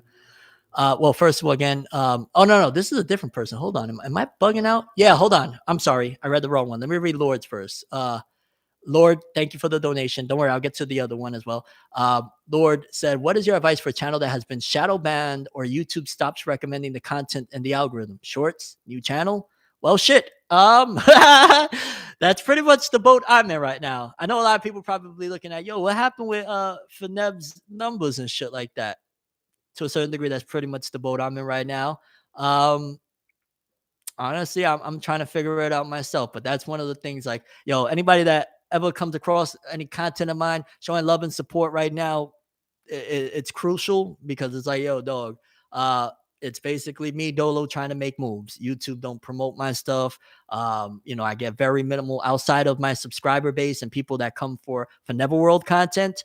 They ain't really pushing it out there like that in the recommendations. No matter what I do, I could do Forever News 40 minutes with the same thumbnail. I could do everything that I did before. None of it is gonna help to push. I don't know if it's a new algorithm. I don't know if I'm shadow banned. I don't know if it's a combination of multiple different things. But I've legitimately spent the last year and some change, but mostly 2022, trying to figure it out, because I saw the writing on the wall a minute ago. So yeah, unfortunately, my best thing, a piece of advice is shorts is a great way to promote things. It looks like a lot of eyes are on shorts. So try your hand with that. Although monetary wise, I don't know how much that's really going to pay out. I don't expect much on the payout side of things for that. And the new channel thing can work as well. Forever News is still growing, and Forever News is still getting a little bit more of a push. But yeah, that's my stance on that. Sorry, I can't help any more than that, to be honest. And then we got Homunculus Pride. Thank you for the donation. They said again, yo, Fonev, love you, brother. Love you too. As a huge Rurouni Kenshin fan, can you give your thoughts and feelings of the new reboot coming later this year? Thanks, fam. I guess one of the things I'm wondering is, are they going to adapt the entire thing? Because the original Rurouni Kenshin does not have the final arc animated. I believe the final arc that kind of ties into the Trust and Betrayal OVA that has not been animated. And yeah, it's going to be quite the show, because the author of Rurouni Kenshin, he's not loved entirely because of stuff from the past. We're not going to really dive into that. But yeah, my thoughts and feelings for it. I think it looks like it's going to look good. It looks like it's going to have some decent art and animation, but only time will tell. And yeah, thank you again for the donation, Homunculus Pride. Trust and Betrayal is a classic. I don't care what anyone says. Trust and Betrayal is a classic OVA. Yes, this is a live AOA. Okay, so let's talk. Let's see. We covered Boruto. We covered Jujutsu Kaisen. We covered Black Clover. Um, let's talk some. I don't know. Where y'all want to go next with it? Somebody says One Piece live action. Where y'all want to go next? I leave it up to you. We can talk some One Piece. We can talk some Chainsaw Man, and we can talk some My Hero. Where do y'all want to go with it? Let's see. We got Chainsaw Man, Berserk. I'm not caught up. Another Chainsaw Man, My Hero, Chainsaw Man. Okay, let's do the Chainsaw Man. I'm not gonna lie. I sit back and I read some of these Chainsaw Man chapters in astonishment of like, yo, the way they're going with this one. Granted, I'm starting to also appreciate the pacing and the tone of this one because Chainsaw Man 1, if you think about it, yo, dog, that was a bloodbath. It was a bloodbath where you're chanting for devils every chapter. I don't care. It is what it is. That's literally what a lot of what you got with Chainsaw Man 1. So getting this Chainsaw Man 2, where it looks like Tatsuki Fujimoto is flexing his capabilities of being able to write a story that doesn't feel like it's just every chapter has to make you go crazy in your feels or whatever. So I like that aspect of it. And then you get to where we've been going with Asa and Denji's relationship, and Yoru. Uh, was okay. We'll get to One Piece after this one. Shout outs to Dr. Pocket Monster Z. Thank you for the donation. We will talk One Piece after this. I promise. This will be the last one. And then we'll talk some One Piece, and then we'll probably squeeze in a little My Hero following that. But so the relationship between Yoru and Denji takes a interesting twist where Yoru basically pushes Asa to go on this date to Denji's crib. And I feel like there's a couple of things that aren't being really talked about in the community in terms of like Denji growing as a character. Like, just look at his ability to assess the situation when, Asa comes over and he's like, yo, just letting you know, because he starts breaking the rules down, of course, of what we can and can't do. And when he goes into the whole thing of, by the way, you know, uh, kissing, we got to be careful about that because it'll be a big deal. And the fact that Denji, when she says, oh, I don't like you, whatever, the fact that he's able to do, well, wait a minute, she showed me all the signs that she wanted me. What the hell? That is not the Denji from part one. Denji part one barely knew anything. Denji part one was damn near a perverse version of Son Goku, of really innocent in a strange way, like, just growing up in a wild environment, but being very innocent and stuff like that. But with a different, I guess, twist again of like being a, perverted thing or whatever, I guess you would call it with Denji. But him now being able to assess, wait a minute, no, this don't make no sense. She was showing me that she was feeling me. What's going on here? That's growth on Denji's department. And I don't see many people talking about that. A lot of people talking about Nayuta. A lot of people talking about, yo, she aged up. It's crazy. She was like 5 at the end of Chainsaw Man 1. What's going on here? Not in a bad way, but, people are like talking about those aspects. People aren't talking about, well, our guy kind of grew a little bit. He understands relationships and human interaction more. So a big kudos to Denji for understanding about how things work. Obviously, Asa was playing games with him. Well, not playing games with him. It's like Yoru wants him for her own purposes. Asa don't really care. Asa ain't in this for, what Yoru's into. But then we get to the Nayuta situation. I'm not gonna lie. It makes me think of my daughter to a certain degree. I know they explained the relationship between Denji and her is a little bit different. It's like a roommate or a little sister, but it is hilarious because my daughter will be the same way. Like, yo, not with my dad. Like, again, they're not calling it a father-daughter relationship, but it reminds me of like, yo, my daughter will get you, dog. You play with her father, my daughter will get you. So I love that aspect of it already. Obviously, it's reworking the dark nature or the control devil aspect of taking it from Makima, applying it to Nayuta, and putting it, well, okay, well, what about if Makima had somebody that she looked up to, like a father or a big brother, and she was still the control devil and still controlling? How would that work? And it kind of brings you into this environment, which I'm going to throw the argument that Spy Family has inspired a lot of getting this wholesome-esque feel on top of the the essence of what Chainsaw Man is, because Chainsaw Man could go from 0 to 100 in a heartbeat. Right now, if Nayuta gets pissed off and she's like, get off of my Denji. Like, she walks in and the first thing she screams is thief, meaning I'm assuming she's referring to, Yoru kissing or Asa kissing on Denji, like, thief, you're taking my big bro, you're taking my father, you're taking, my roommate, thief.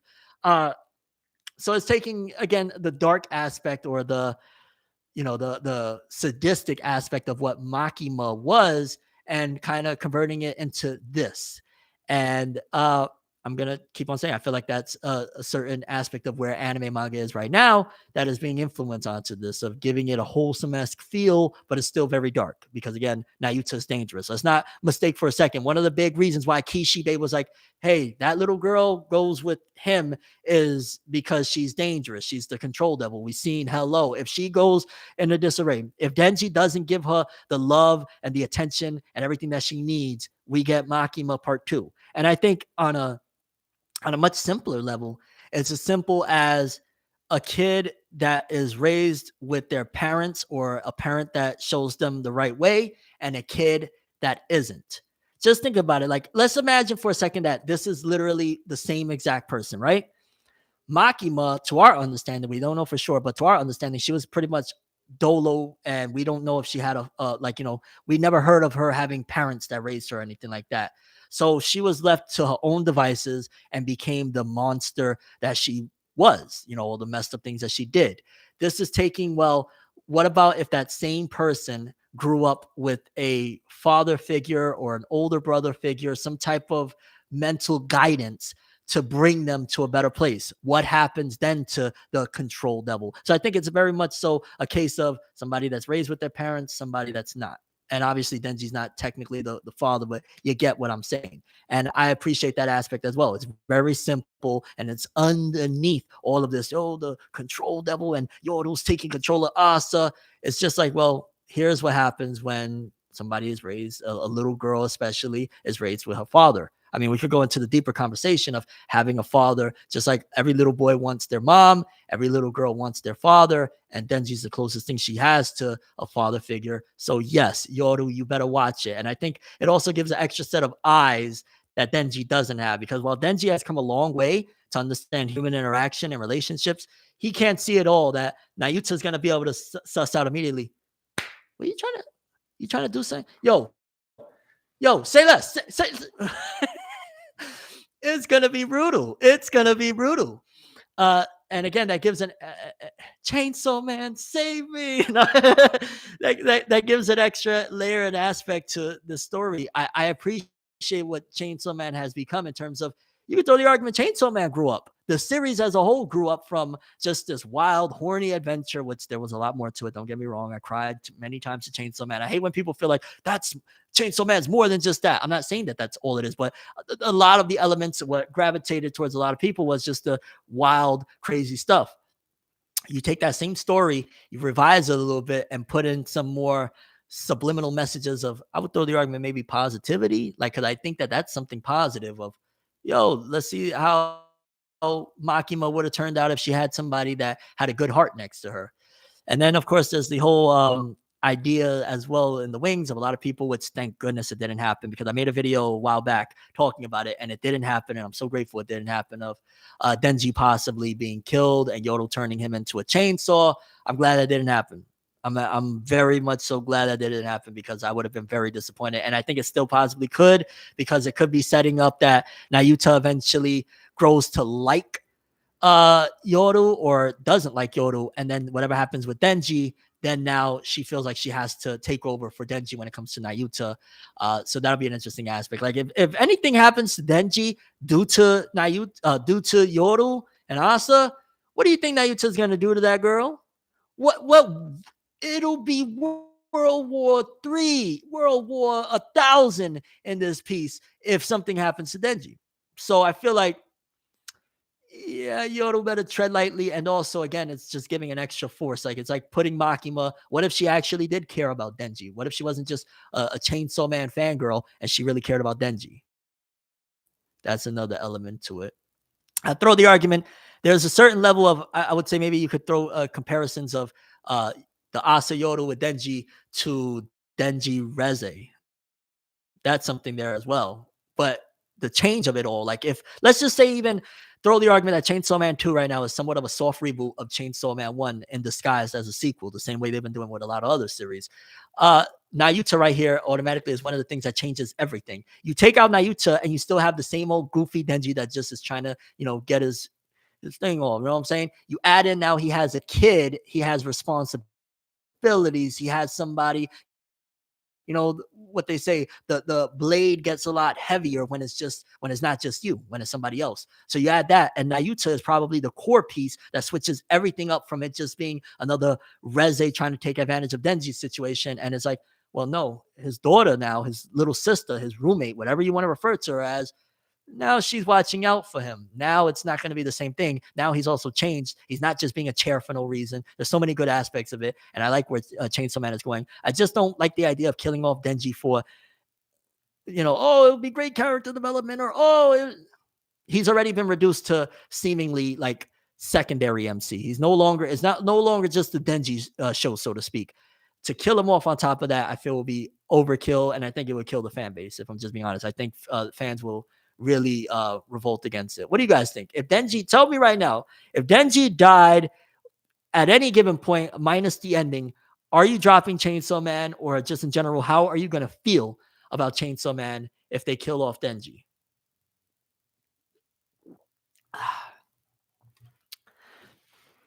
Let me see what's going on in the chat.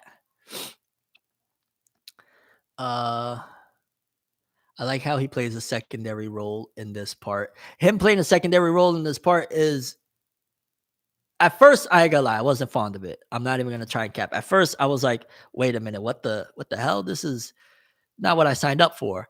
Um, Now that Asa has had character development and it's intertwining with Denji's character and the fact that Denji's grown and maybe he could also help her out of her situation, I think that adds an extra dynamic that's really dope. Can't have Chainsaw Man with no Denji. You can technically, because if Chainsaw Man is, if Denji dies, but the Chainsaw Man itself is still around, it's technically still Chainsaw Man. No, it's not called Denji Man. Not that I want that, because again, I want to reaffirm that I don't want nothing to happen to Denji in that aspect.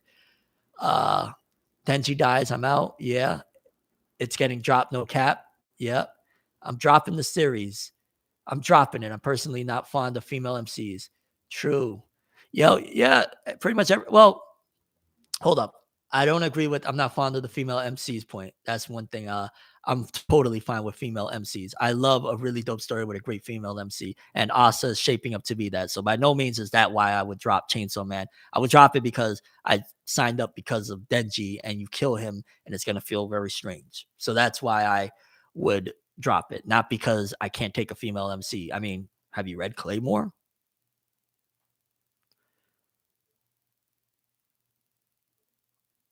There are series that switch MCs partway through, but I don't see that happening here. Yeah, there's some series that do it, but I mean, this is really, really, I don't know. No, Bob Crip. We're talking about Chainsaw Man. We're talking about Asa Mitaka, not Asta. Yo, no. That's funny though.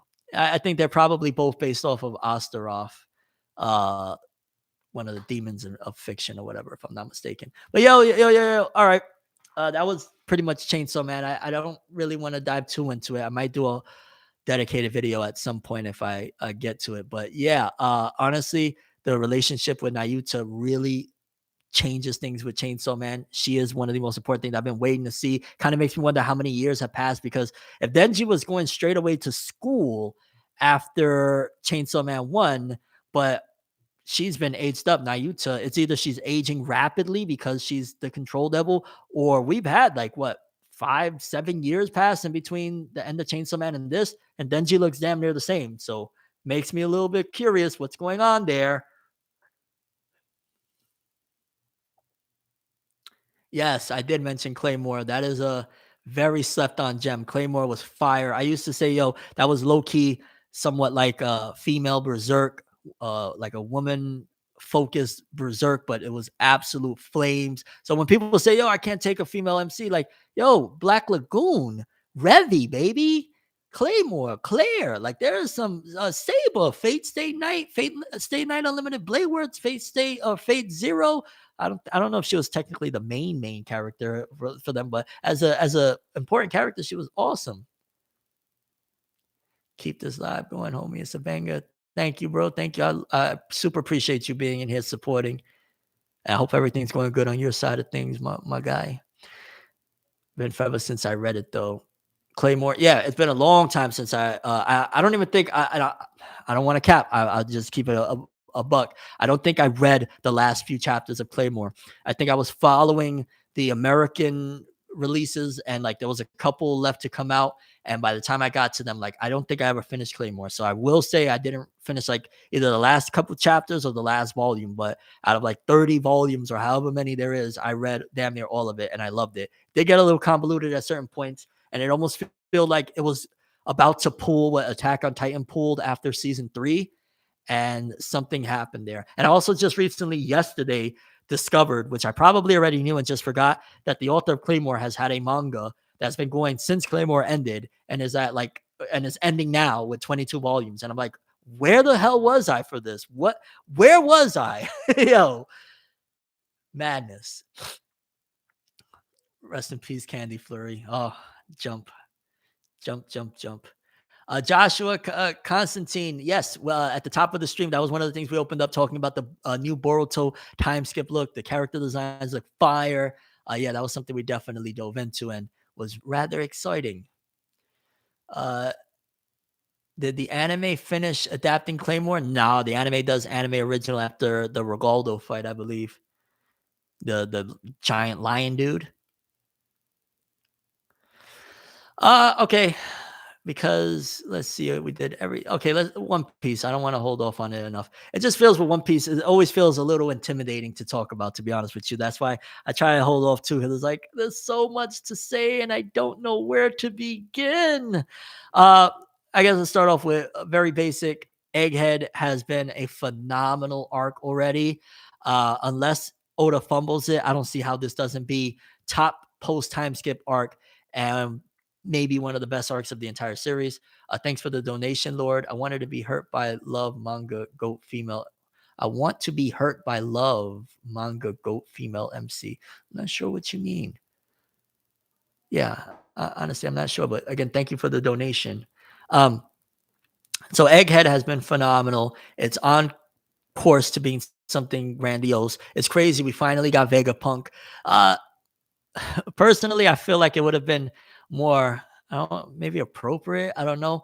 I thought like the Einstein whole thing is cool. Like, yo, Einstein, he's smart. And I guess also from Oda's era up until recently, like, yo, Einstein. And I think still Einstein is, deemed as one of the smartest people of all time or something like that. I thought it would have been interesting if they would have used Nikola Tesla. It just feels like, especially with that whole theory of how there's no online footage, like actual video of Nikola Tesla, and how Vegapunk was mysterious the entire series and we never saw him or nothing like that. I thought it would have been more fitting if the design was based on Nikola Tesla. And maybe at some given point, if he didn't have the big head thing, he might have looked. But that's something that off rip, I thought like maybe it would have made more sense for it to be him instead of Einstein. But even more so, just a side note, lads. Then I'm looking at it and I'm like, okay, so we got Jewelry Bonnie here. We got the backstory with her and her pops, which that completely shit on about over a decade plus of theories of Jewelry Boney being Luffy's mom. That was one of the theories. I know some people are going to say, I always thought that was a terrible theory. I never believed in it. Yo, that was one of the big ones. That was one of the big ones, that she's the mom and she aged herself down. It is what it is. Appreciate you, Mo L. What up, my guy? Thank you for the donation. Was goody. We're talking One Piece right now. But so Oda going in that direction, massive subversion, really great stuff. It really makes me question what is going on with Kuma and why is it that he doesn't want his daughter to find out what he's up to? What could it ruin? It got to be some sort of intel that'll mess up his mission, no? And it also makes you wonder, like, because Kuma made one of the ultimate sacrifices, turning himself into a robot for the world government to use at their every whim, was I mean, it is insane. Like we've seen it, I ain't gonna lie, some of the stuff with Kuma was a bit hard to watch and read. Like when what you call it, the celestial dragons were riding him like he was an animal and stuff. Like I ain't gonna lie, that was really, really difficult to watch. So whatever his grandiose plan, the way like he's just now all of a sudden supercharging through or whatever, it's gonna be I guess crucial to something to do with I'm guessing like the overall arcing thing because remember he's trying to make a change. He's trying to make an impact. Like he's a revolutionary at the end of the day. So whatever he's trying to do is not just for some small scale thing. And where we're at right now, where we got I'm Sama dropping literal bombs, wiping out freaking towns like if they never existed, a la what happened with Sabo. And that's something still like, yo, what's going on with Sabo? It seems like Oda's been prolonging the mystery of Sabo. It's like now that I think about it, Sabo is damn near like a might, a what if. Ever since his inception, it's like, yo, he's the brother. Oh, he might have died. Oh, he came back. Oh, he might have what was it? He might have died or he might have been captured by the government during the whole reverie. Oh, no, he didn't. Oh, now he might be dead thanks to a nuclear blast from Aim Sama. So Sabo's always been like a might, so to speak, which is very interesting to think about why Oda constantly plays with that. And you could throw the argument and say it's as simple as Oda just likes to tease death and he uses Sabo to do it because think about it. Wow, it's actually a genius manipulative move. Just hear me out. Because of Ace's death being so impactful, every time you flirt with Sabo's death, you're gonna feel a little bit stronger than anything else because, well, we know Oda was, he killed Ace. He didn't worry about doing it, so he might not feel bad about doing it to Sabo. So maybe that could also be the reason why he constantly plays with Sabo. Like, is he dead? Is he captured? Because he knows realistically with the fandom, it's gonna drive you absolutely mad that he might be able to do it to him. He might not do it to this one and that one. The Straw Hats might be safe. He might do it to Sabo because he did it to Ace.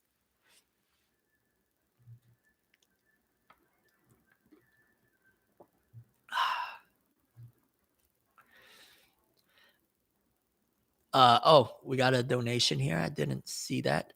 Did I? Wait. Shout outs to Malik Hall. Appreciate the donation. Thank you so much. Did they release who won the Naruto popularity vote? No, I think they said they're tallying the results and is it March or April? They'll get back to us. Is the quality bad again? Yeah, I'm gonna have to sort this out with this internet. I can't have you guys I'm gonna figure something out. But yeah, we get the results here soon. Which also, now that I think about it, wow, they're gearing up for something big. I guess on a side note, real quick for Naruto World. So they got the Boruto time skip drawing competition. They got the Naruto top results coming around that same time. They might be gearing up for something huge. Like maybe the time skip really is going to come in unison with all of this. No, Lord, I don't think I missed yours. I don't like female MC, but that manga did it right. I don't like oh, okay. I get it. Okay, yeah. You talking about Claymore. Got you. My bad. My bad. So back to One Piece though.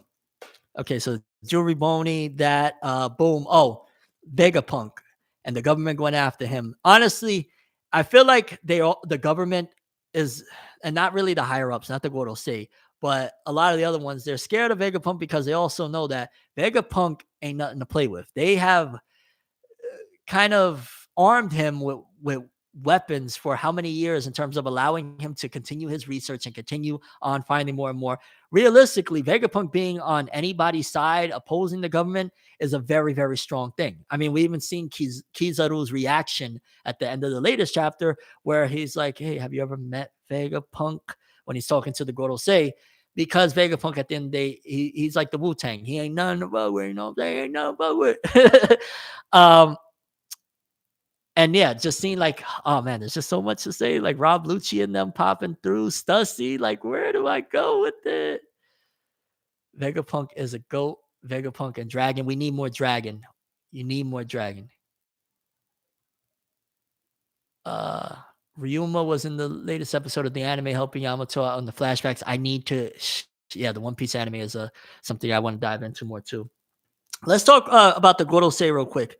I want to say, because I was a little confused, I had to read back the chapter multiple times. The Gorosei that they focused in on in the latest chapter that was talking with Kizaru about Vegapunk and whatnot, is he the first one that we've actually gotten the official name of the Gorosei member, or am I totally bugging out on that? I'm pretty sure he's the first one that we've ever got that we actually got the name of the member himself. Let me double check on what his name is. I'm sure somebody will post it in the chat, but while I'm at it, 1070, was it 1072 or 1073? 1073, boom. His name is Saint J. Garcia Saturn, five elders, highest authority in the world. First of all, I always find it fascinating, the design. Like, yo, they got homie with locks, but then at the same time, he has like, is that called? Forgive me if I'm off on this. No disrespect intended to any of what I'm talking about here. I want to be clear. Is that like a yarmulke on his head? Like, so he got a yarmulke on his head, but he got locks. It's like, yo, what is Oda playing at here? Where is he going with this, dog? They going Kanye West Oda in a minute. Yeah. Oh snap, Oda bugging out here with this. What is he doing? But even more so, I think this lends to the theory about space being involved in maybe the climax of One Piece, or at some given point in One Piece. The fact that his last name is Saturn makes me wonder: are any of the other Goros say like, is there Pluto? Is there Uranus? Pause. Like, is that how we're gonna play this thing? And again, is that going to lead to maybe the yo Saturn, Pluto? What if the Gorosei aren't from Earth? What about if they're from space to begin with? And that ties in somehow to the void century of 800 years ago. If he's Saturn, maybe these are representations of dog. He ruled Saturn, and the other one ruled Pluto. The other one ruled Uranus. Pause. Uh, Maybe the Gorosei aren't human. And maybe that's also the whole idea of the devil fruit, because they brought these fruits from different places or something like that. Five Gorosei, five planets. Yeah, what do y'all think, dog? Y'all think maybe the Gorosei aren't human, and that's why they're trying to cover up this history as well of whatever happened in the Void Century 800 years ago? Talk to me, people. Talk to me. The ancient weapons are also similar planetary god name. Maybe the ancient weapons come from somewhere else as well. It's not that far fetched. There's a lot there, to say the least, and I guess we'll know more for sure as we continue on and we find out more of the names of some of the Gorosei.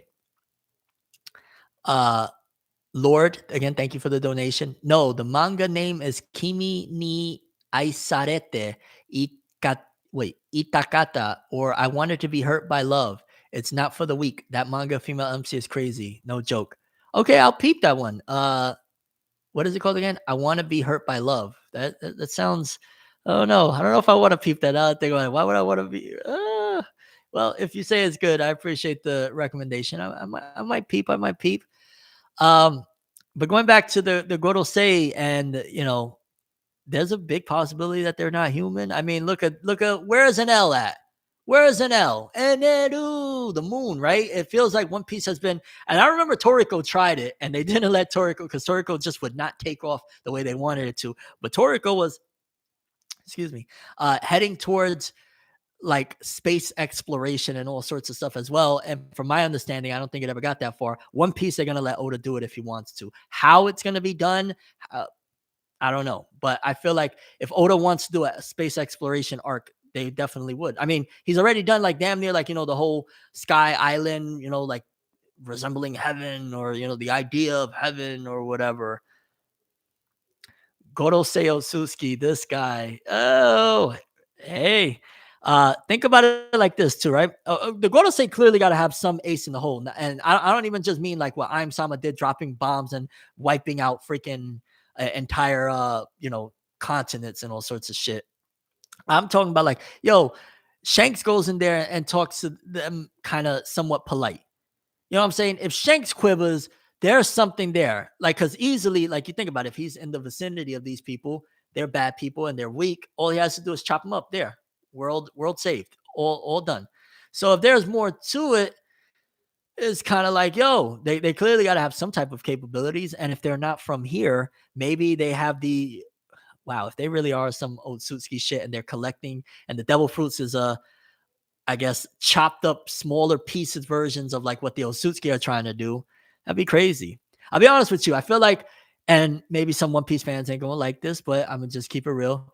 It feels like to a certain degree, One Piece with this clone thing, diving into the Seraphim, it looks like Oda found a way to pull an Edo Tensei in One Piece without people hating it. And what I mean by that is everybody hated when, not everybody, a lot of people hated the idea of Edo Tensei and Naruto at the end of the final arc, bringing back all the fallen shinobi of the past and whatnot. People weren't fond of that. They said it was a cheap move by Kishimoto. Why did he do that? Oda is doing something similar, but he's not bringing them back from the dead. He's just cloning them. But he's basically using the same thing of, yo, what if like we could literally have Whitebeard back, we could have Ace back. This is damn near close to resembling the plot of one of those One Piece games. Was it Unlimited World Red? I want to say it was for the Wii and the 3DS and stuff like that. He's kind of using the same principles of bringing characters back from the past, but the difference is Kishimoto walked so Oda could fly because Kishimoto took mad arrows because he again took they're back from the dead. While Oda is they're not exactly the same. And obviously, we've seen with Kashin Koji and Boruto and stuff like that, but they're clones. So Oda will get away with it and people ain't going to hate on it. And it doesn't feel bad because it's already been a concept that's been slowly established with the clones and whatnot, but he's still doing the same thing. So we could see Ace back. We could see Whitebeard back. We could see, Seraphim clones of Roger, all sorts of stuff. And hey, it was just clones. It's not them being brought back from the dead, but you still get the ferocity of their powers and whatever, connections you could have, how Oda plays it.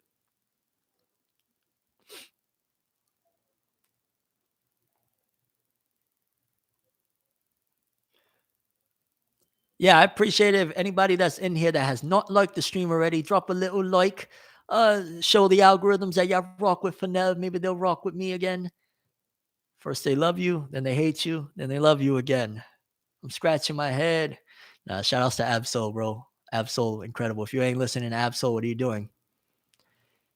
He's having a change of heart maybe after Luffy whipped his ass. A zombie Goldie Raj would be badass. I'm not gonna lie. I fully expect to see damn near all of the legendary ones. I'm fully expecting to see a Seraphim of Captain Rocks. I mean, look at what we got already with Stussy. If they did Stussy like that, you don't think we're gonna get a Captain Rocks clone, a Roger clone, Whitebeard, all of that? And at the end, they're probably all gonna rock with on the Allied side to fight against the world government in the final war. But I think it's going to be scary at the same time, having like Whitebeard shaking the place or whatever. But I think it's going to happen. Talking about that pineal gland. Hey, if you know, you know. Absol Herbert album is fire. Yes, yo. I try to put anybody that will listen, I try to put them on to Absol. Check out, if nothing else, I guarantee one person right now, anybody that just goes, check out Absol, ABSOUL. I believe I spelled it correctly. Forgive me if I didn't. Herbert, Do Better. That song has helped myself. I'm noticing it's helping people that I know in the real. It is an incredible song. It's basically kind of pushing you to do better today. Not like, yo, I eventually got to do better. I got to do better today. Absol, Herbert, Do Better. And then you'll go down the rabbit hole of he got some incredible music, Message in a Bottle, so many incredible joints, phenomenal artists. And I know I'm sidetracked, but when I got it on my mind, I got to talk about it. And I think a lot of people appreciate Absol. He's such a, I don't even want to say a hidden gem because I think he's starting to get his flowers now. But he's just a phenomenal artist. And yeah, his music will change your life. So give him a shot. Absol Herbert, Do Better, the single at the very least. You'll rock with that, I'm sure of it. Thank you, Bob Cripp.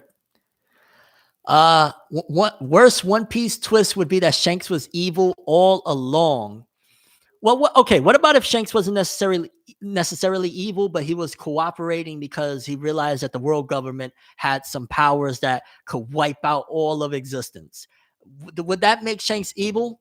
If Shanks was operating like, yo, I gotta operate under these guidelines because if they wanted to, they will reset this whole bitch in a heartbeat. You know what I'm saying?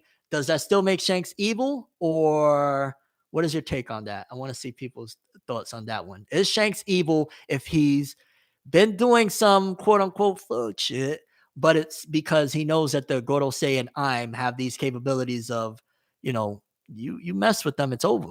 And not just for him, for the world. Especially if we're going back into this theory of maybe the Gorosei aren't human. Maybe they're those are the fruits of the devil's labor. You know what I'm saying? You know what I'm saying? You know what I'm saying? Shanks claimed One Piece before Luffy would be a worse twist for the series. Yeah, I don't know. It'd have to play out. Oda would have to really tread lightly with that. I consider it an evil Shanks. Either way, Luffy will have to battle him for the title of Pirate King. I think he will. Tungsten said, nah, he's smart. He be thinking 1,000 moves ahead. Even so, even if he's thinking 1,000 moves ahead, if it's just Shanks against these monsters, you know what I'm saying? If let's just say if each Gorosei has damn near the capability of every devil fruit within their fingertip, what is Shanks gonna do then? Even however much he could plan, what is he gonna do then? Are you disappointed in Usopp's performance in Wano? No, because Wano wasn't about Usopp, and Usopp is gonna have his moments. Usopp, no doubt in my mind. No, I wasn't disappointed. I think he played his role the way it was supposed to be played. I think Shanks knows the truth like Dark King, just doesn't want it. Yeah. Like there's been a couple of pirates that is like, yo, they haven't made their move yet to become Pirate King and get the One Piece and stuff like that. What's going on here? And if Shanks is on some Big Brother stuff of just trying to guide a horse to the water, so to speak, with Luffy, then he's probably not going to be maneuvering in a fashion of like, it's going to look a certain way. Because don't be surprised. I'm going to call this one right here. Don't be surprised if we have a string of chapters where Shanks looks real evil. Don't be surprised if Shanks looks like, oh God, if he's like Luffy's big brother, he's fucked up.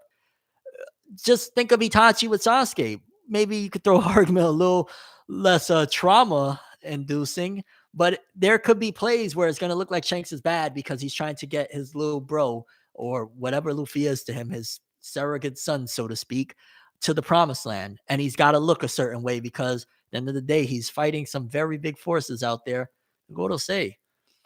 Dr. Pocket Monster Z, thank you for the donation. Don't forget to, hey, this guy, this guy, nice try, buddy. Now, shout out to Grand Line Reviews, though, but this guy.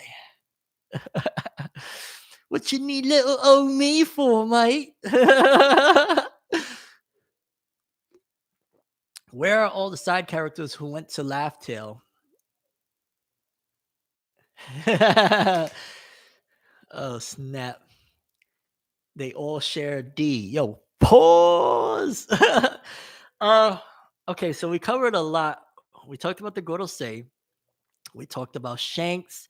And again, I feel like now when you're adding in the Saturn space exploration thing, um, we're gonna see definitely Eneru's return. We already know he was headed towards the moon, or we're gonna hear of him. Maybe he never made it to the moon, or whatever it is. If Oda decides to go biblical with it, and he tried to get to the moon, but he smacked into the firmament. Like you don't know what Oda's gonna play. Like Oda is unpredictable, so that could be a possibility as well.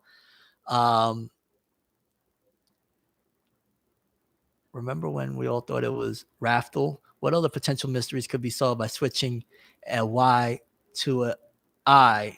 Right? No, I can't even see that last letter. R to an I. Yeah, or R to a L. Yeah, that was a super pause, by the way. They all shared the super pause. What you call it? Yeah, that's something where it's crazy because a lot of people just hear me out. Maybe you don't like hip hop, but I think there's something that you can learn from hip hop at the end of the day, and maybe you can learn to appreciate everything that it has to offer. Wordplay. I guarantee you, there are some of the most biggest wordsmiths, like if you was to put a Lupe Fiasco, if you was to put a Daylight, if you was to put one of these master wordsmiths on One Piece to mess around with words, they would probably find out so many mysteries that would be guaranteed. If Oda is really playing it like that, if you get one of these really master wordsmiths that they can really figure out all this stuff, they will crack the code in a heartbeat. They will tell you right now what the One Piece, all sorts of stuff, if that's the way Oda is giving it up. Because this is where hip hop comes in, where if you mess around and you play around with words so much because you're trying to come up with a new rhyme scheme, you're trying to spit a new verse or whatever, that's where you start problem solving in your head. That's where you start figuring things out. So one of those, again, like a Lupe, a Daylight, one of these great freaking wordsmiths, they will find immediately all of these mysteries out if you put them on the case. That's facts. And that's something that hip hop artists can actually probably crack the case a lot more than majority of One Piece fans, because they think in a different fashion. And I'm not gonna toot my own horn and put myself in there, but I do dabble in wordplay, and I start seeing, oh snap, this connects to this and this connects to that. So I can only imagine what the elite of elites can do. Big shout outs to both Lupe Fiasco and Daylight. I think Daylight got a new album coming out this month, if I'm not mistaken. Look out for that. Just in general, uh, shout outs to hip hop and these master wordsmiths that they could crack the case of One Piece. Just saying.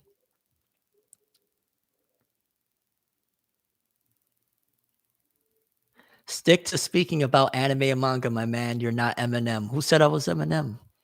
I'm not Eminem. I'm Tim. I'm absolutely not Eminem. Why is your vid pixelated like hentai? Because that's just the way it is, fam. Uh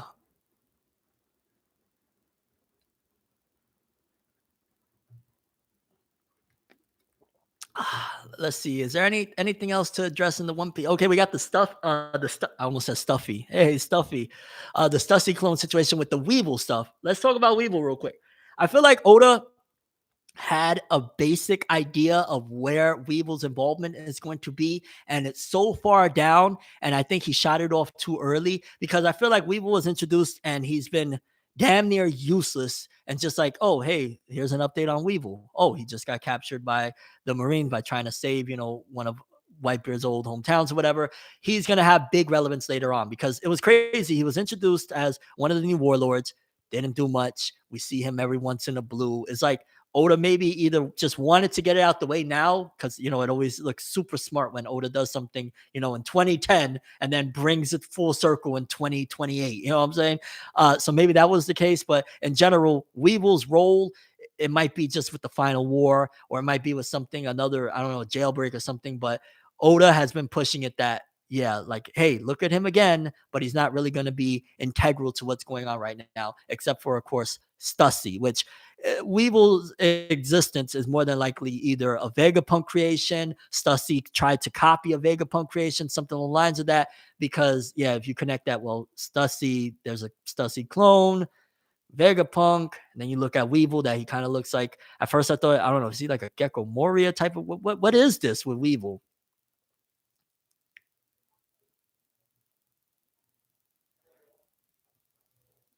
And Chain. Oda has a problem of introducing characters too early. But see, it always makes Oda look so good when he does that. And that's the thing.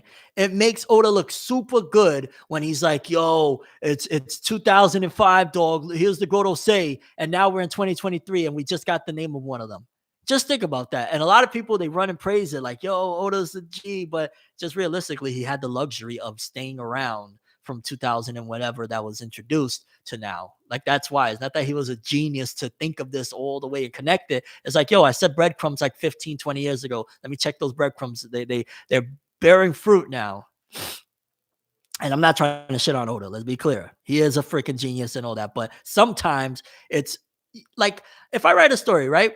And in the first volume, I detail this table and I talk about a table constantly. And then volume 5, I bring it full circle. And this table was very relevant because it was connected to the MC's father. And he built that table with a special, like, I don't know, draw in it or some shit like that. Now I just made it that like, yo, I'm a genius though, because I told you about this table in volume one and volume five, months or years later when you get to that, I brought it full circle.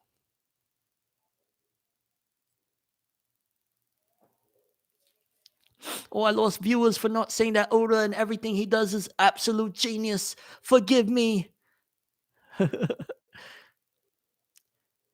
about some Tokyo Revengers. You clowning, dog. You clowning.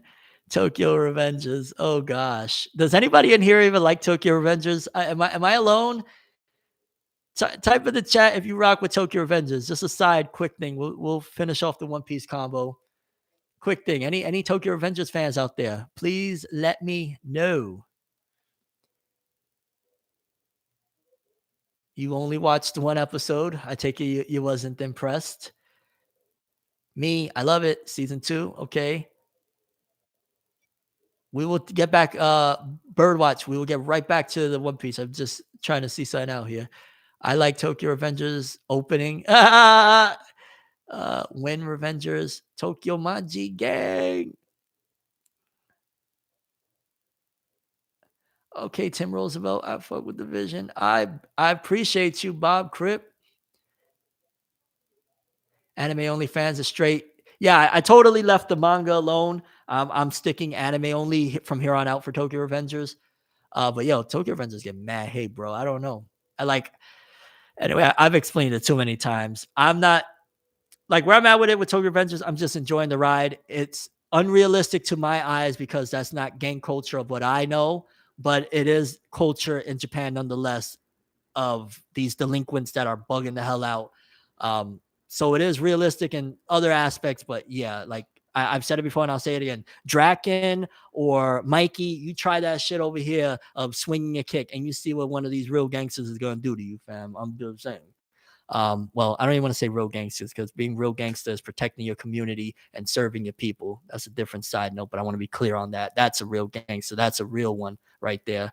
All that other stuff is, leave it alone. Protect your community. Um,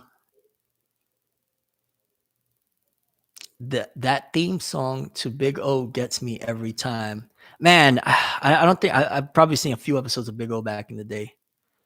I want another hip hop oriented anime like Champloo. Uh, man, Yasuke had a lot of things going for it, dog. Yasuke, the soundtrack itself felt very soulful, maybe less hip hop, but more like a soulful thing. It's just they tanked it. They put in mechs in a story that was about a historical figure from history that ran with Oda. No, was it Oda Nobunaga? He ran on the Oda Nobunaga, and he was a great freaking. He's honestly in recorded history of everything I know. He's one of the most legendary black samurai in history, at the very least of what they let us know, minus the Void Century type stuff. Hey, no, let me let go. No, chill, don't hurt me. All right, yeah, yeah. Yasuke was so much of a letdown, man. I'm always gonna defend Yasuke in one regard that was the first anime my daughter ever sat and watched with me. For better or worse, that is one of my favorite memories because my kids and my family and my people are everything to me. So I'm always gonna look at Yasuke. Yeah, it was a little wonky, but when I think back of my daughter laying there and asking me questions about it and watching it with me, I don't really care. I enjoy it for what it was, and it was a really dope memory. So it is what it is. Um, Yo, what's good? Comic Ken, I appreciate you. I've been seeing you. What's good, bro? And I apologize to everybody for the quality of this stream. I will sort that shit out with the next one. I don't care if I got to stream off of my phone on my data, whatever it is, dog. I will get it sorted. I do not like this. I'm very disappointed that the quality of the stream came out this way, but what can I do? And I guess let's wrap the One Piece section off with, let's see, is there anything else that I wanted to say? Yeah, it looks like we're really heading to space. I'm theorizing, maybe the title of this clip is going to be "The Gorosei are not human. The devil fruits are the fruit of their labor. The devils."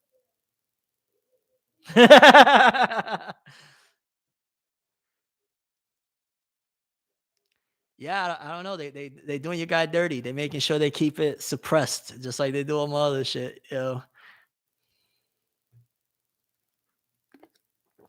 Um, so let's see. Okay, yeah, I guess we can wrap up One Piece. I want to just quickly talk about My Hero before I get up out of here. The latest chapter gave me hope. In terms of like, okay, we're starting to turn it around a little bit. Again, people was on my head top bad about it. Not the biggest fan of the Gentle Hero and Bravada. I know suddenly there's this big fan club of them. Like they're the greatest characters ever, dog. Like don't talk about them. But yeah, I wasn't a big fan of that aspect. But between the fact that Shigaraki has regained control of himself, seemingly from All for One, that is a very big deal. Uh Deku versus Shigaraki looked like it's about to go down. I don't know, man. It kind of gets me again, and maybe I'm not trying to fear manga. I want to be very clear. I'm speaking exactly how I see it. My Hero looks like it could end within the next few months as well if this is the final battle beginning of Deku versus Shigaraki. Likewise, with Black Clover, feels like it could end within the next couple months. Like, get Asta back to the Clover Kingdom. That could end within the next few months. Like, I'm not trying to fear manga, but geez, Jujutsu Kaisen just announced for the second time it's ending and just had one of the biggest plot twists. What are we left with? What are we doing here? What's going on? Um, yeah. Man said, ask Andrew Tate. If you don't stop, dog, let's be clear, dog. I want to be real clear, real quick, dog. Andrew Tate's rhetoric, he gets a lot of that shit from other people. Like, I've been following other people, like, again, Daylight, for example, great artist, that have spoken a lot of things that, and obviously Tate tailors it to himself. So by no means, I'm not trying to misquote or anything, but like a lot of this guy's mantras, he just takes bits and pieces from other people that have been saying a lot of real stuff for a very long time. So by no means am I some sort of Tate hater, but I'm not a fan either. I want to be very clear. There's a lot of other people that have been saying a lot of the stuff Tate been saying for a long time. They just allowed Tate to say it on a mainstream scale and, try to push aside some of these other voices that have been saying a lot more valuable stuff than Tate.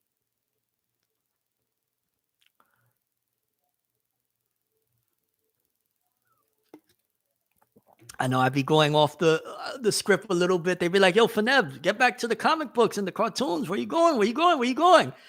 I'm free.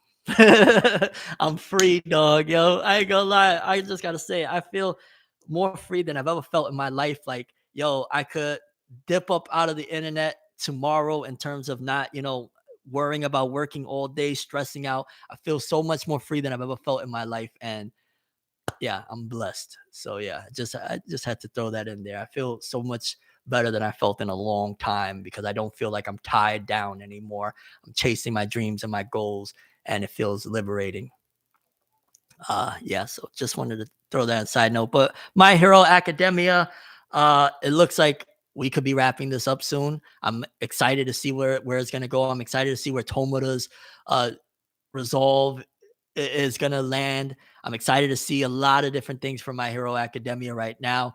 It looks like we're heading into a good path. And I'm honest, like, yo, straight up, if I wasn't feeling the bravada, gentle hero stuff, I like that it looks like we're gearing up to go into it. And it's the fight that was supposed to happen all along.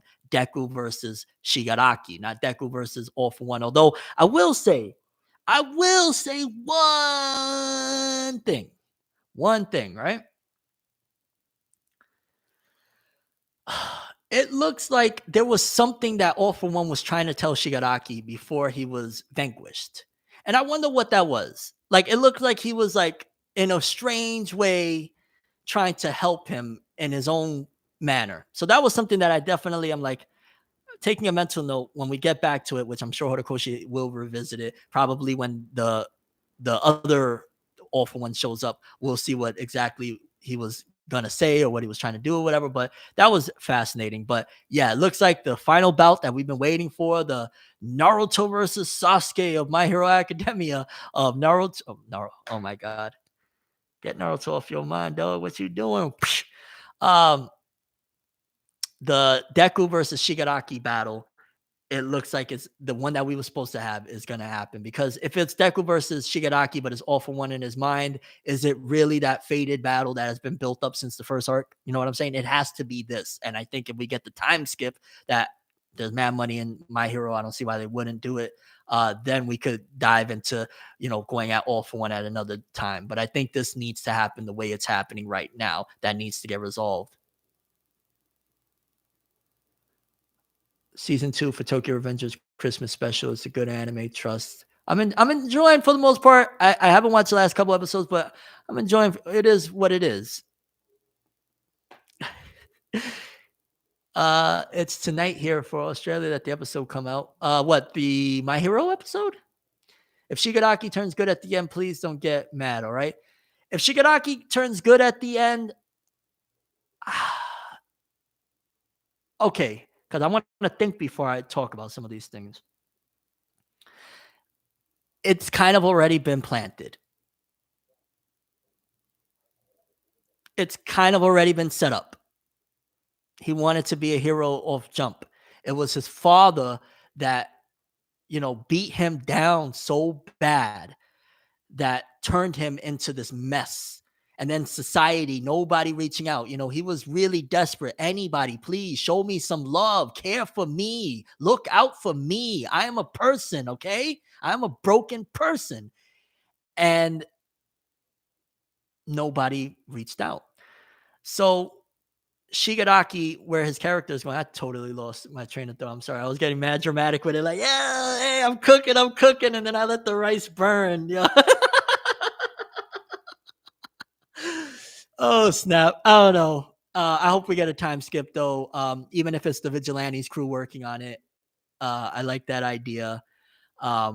And I think that has to happen unless All for One is going to be resolved all within this as well. But I feel like there's just so much money in My Hero Academia. There's a whole big female fan base that has never been seen in any Jump series before. The volumes are selling better than the last, and we're like 30, 40 volumes deep. Like, there's no indication as to why you would stop it other than, of course, Horikoshi wanting to stop it. But let's be clear. These big corporations, they got you by the arm. Do you think Akira Toriyama, that is probably a super millionaire, do you think he really gives a shit to come back and do Dragon Ball when he, towards the end of his run, sounded like he did anything but Dragon Ball? Like, he hated, it sounded like, working on Dragon Ball. He literally just at the last second, I can't do it no more. Majin Buu's the end. I'm done. Do you really think he still wants to be doing this? Or it's like Shueisha shows up on some like, Dragon Ball, bro. Dragon Ball. You don't think that's gonna be the same case with Horikoshi? Like, even if he wants to get away, they're gonna find a way. There's too much money in there, and that's just how it is. Like, I just saw, what was it? One of the dudes from Iron Man. He was talking about like, there is no leaving the Marvel universe, the cinematic universe. When they call you, we don't care what movie you're filming, where you are in the world. When we tell you November, be there. That's cute. You had plans. You don't have plans no more. This is your plans. And it's probably the same concept with Horikoshi and them. I know people like to look at the world through rose-colored glasses and think that the author is in control of everything. The author is in very little control. Very, very little control. And on top of that, these are giant entities that will end his whole career and everything if he pisses them off the wrong way. So let's be real clear about stuff like that,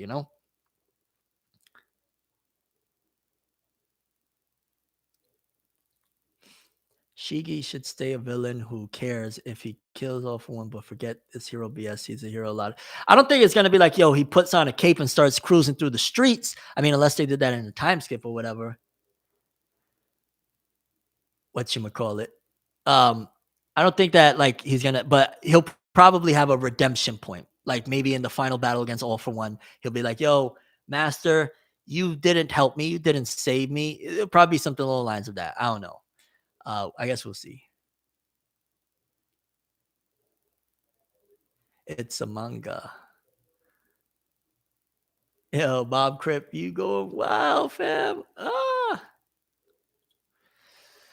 And yeah, that's that honestly on My Hero. I want to take any last questions or any last things for the stream. We talked quite a bit. I'm not going to lie. I had a good one. I'm, again, super apologetic that the quality is what it is. It's not my normal setup. But yeah, any last things you want to talk about? Anything, it doesn't matter. My Hero, One Piece, whatever it is, you want to talk about music, anything, hit me and I'll respond if I can.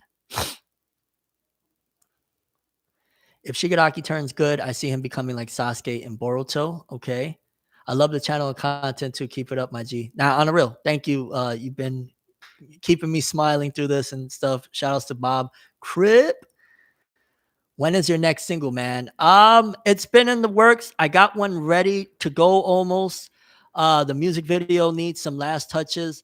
Um, I don't want to say the name of it because I might at the last second change the name of the joint, but it's a very, very personal joint. Uh, but yeah, Tim Roosevelt. Tim Roosevelt. At some point, Fenev got to hand over the baton, and I'm handing over the baton to a few different people once I get to that point. Tim Roosevelt, though, is that's the future at some point. Yeah.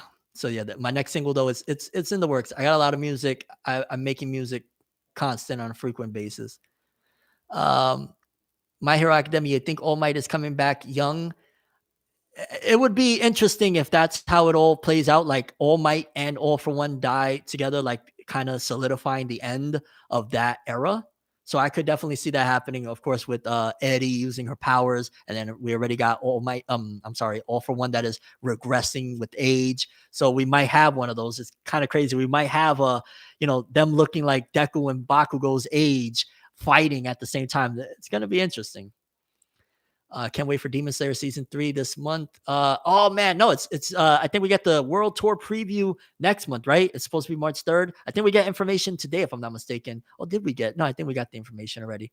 But I'm excited for Demon Slayer. I'm not gonna lie, especially when me and my guy Max, when we talk about that shit, we could talk about Demon Slayer all day. He got me a lot more. Like initially, I really rocked with Demon Slayer, and when I watched season 1, I was like a super fan. And then I guess the community, honestly, and that's one of the things about the anime community. If you let it, it will stir and manipulate your opinions to a certain degree. Because when I was watching Demon Slayer season 1, I felt like this is one of the greatest experiences of watching anime. Every week I was tuning in so fast, like, yes, this is something to look forward to. Yes, yes, yes.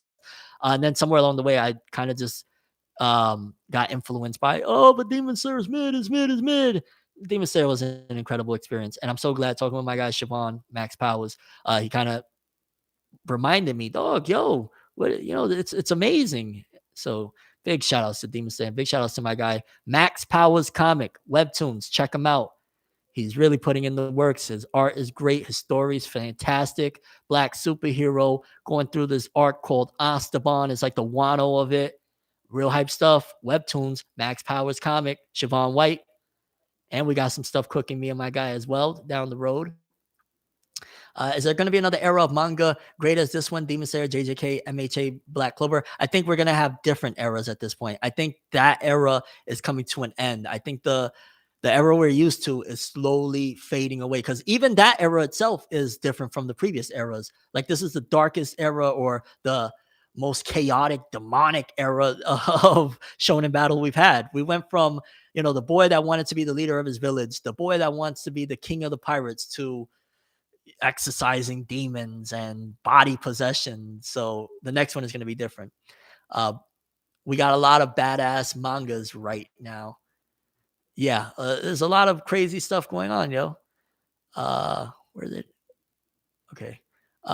Lauren Baldwin said, what month this year do you think Boruto manga ends, transitions to Boruto Shippuden, or whatever they decide to name it? I'm going with summertime, July-ish. I'm going to say, if not the latest, September, August, September. I could see even a August chapter dropping, and it's 2 years later, 3 years later. So mark my words. If it passes August, then I was super wrong, but I'm going to say August at the latest.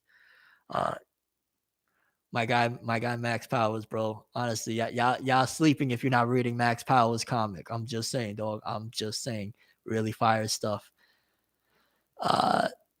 To Denji, who just wants some kitty. Oh snap. John, Tim Roosevelt, baby, Tim Roosevelt. In case you haven't heard, I already had a single out for a good minute. It's called "The Time Is Now." It's kind of a blend of rock and hip hop. Go check it out. It's on my Nimrod Media Inc. channel, but you could just type in "The Time Is Now" Tim Roosevelt and you'll find it. And yeah, I got a lot more coming. I'm not gonna lie.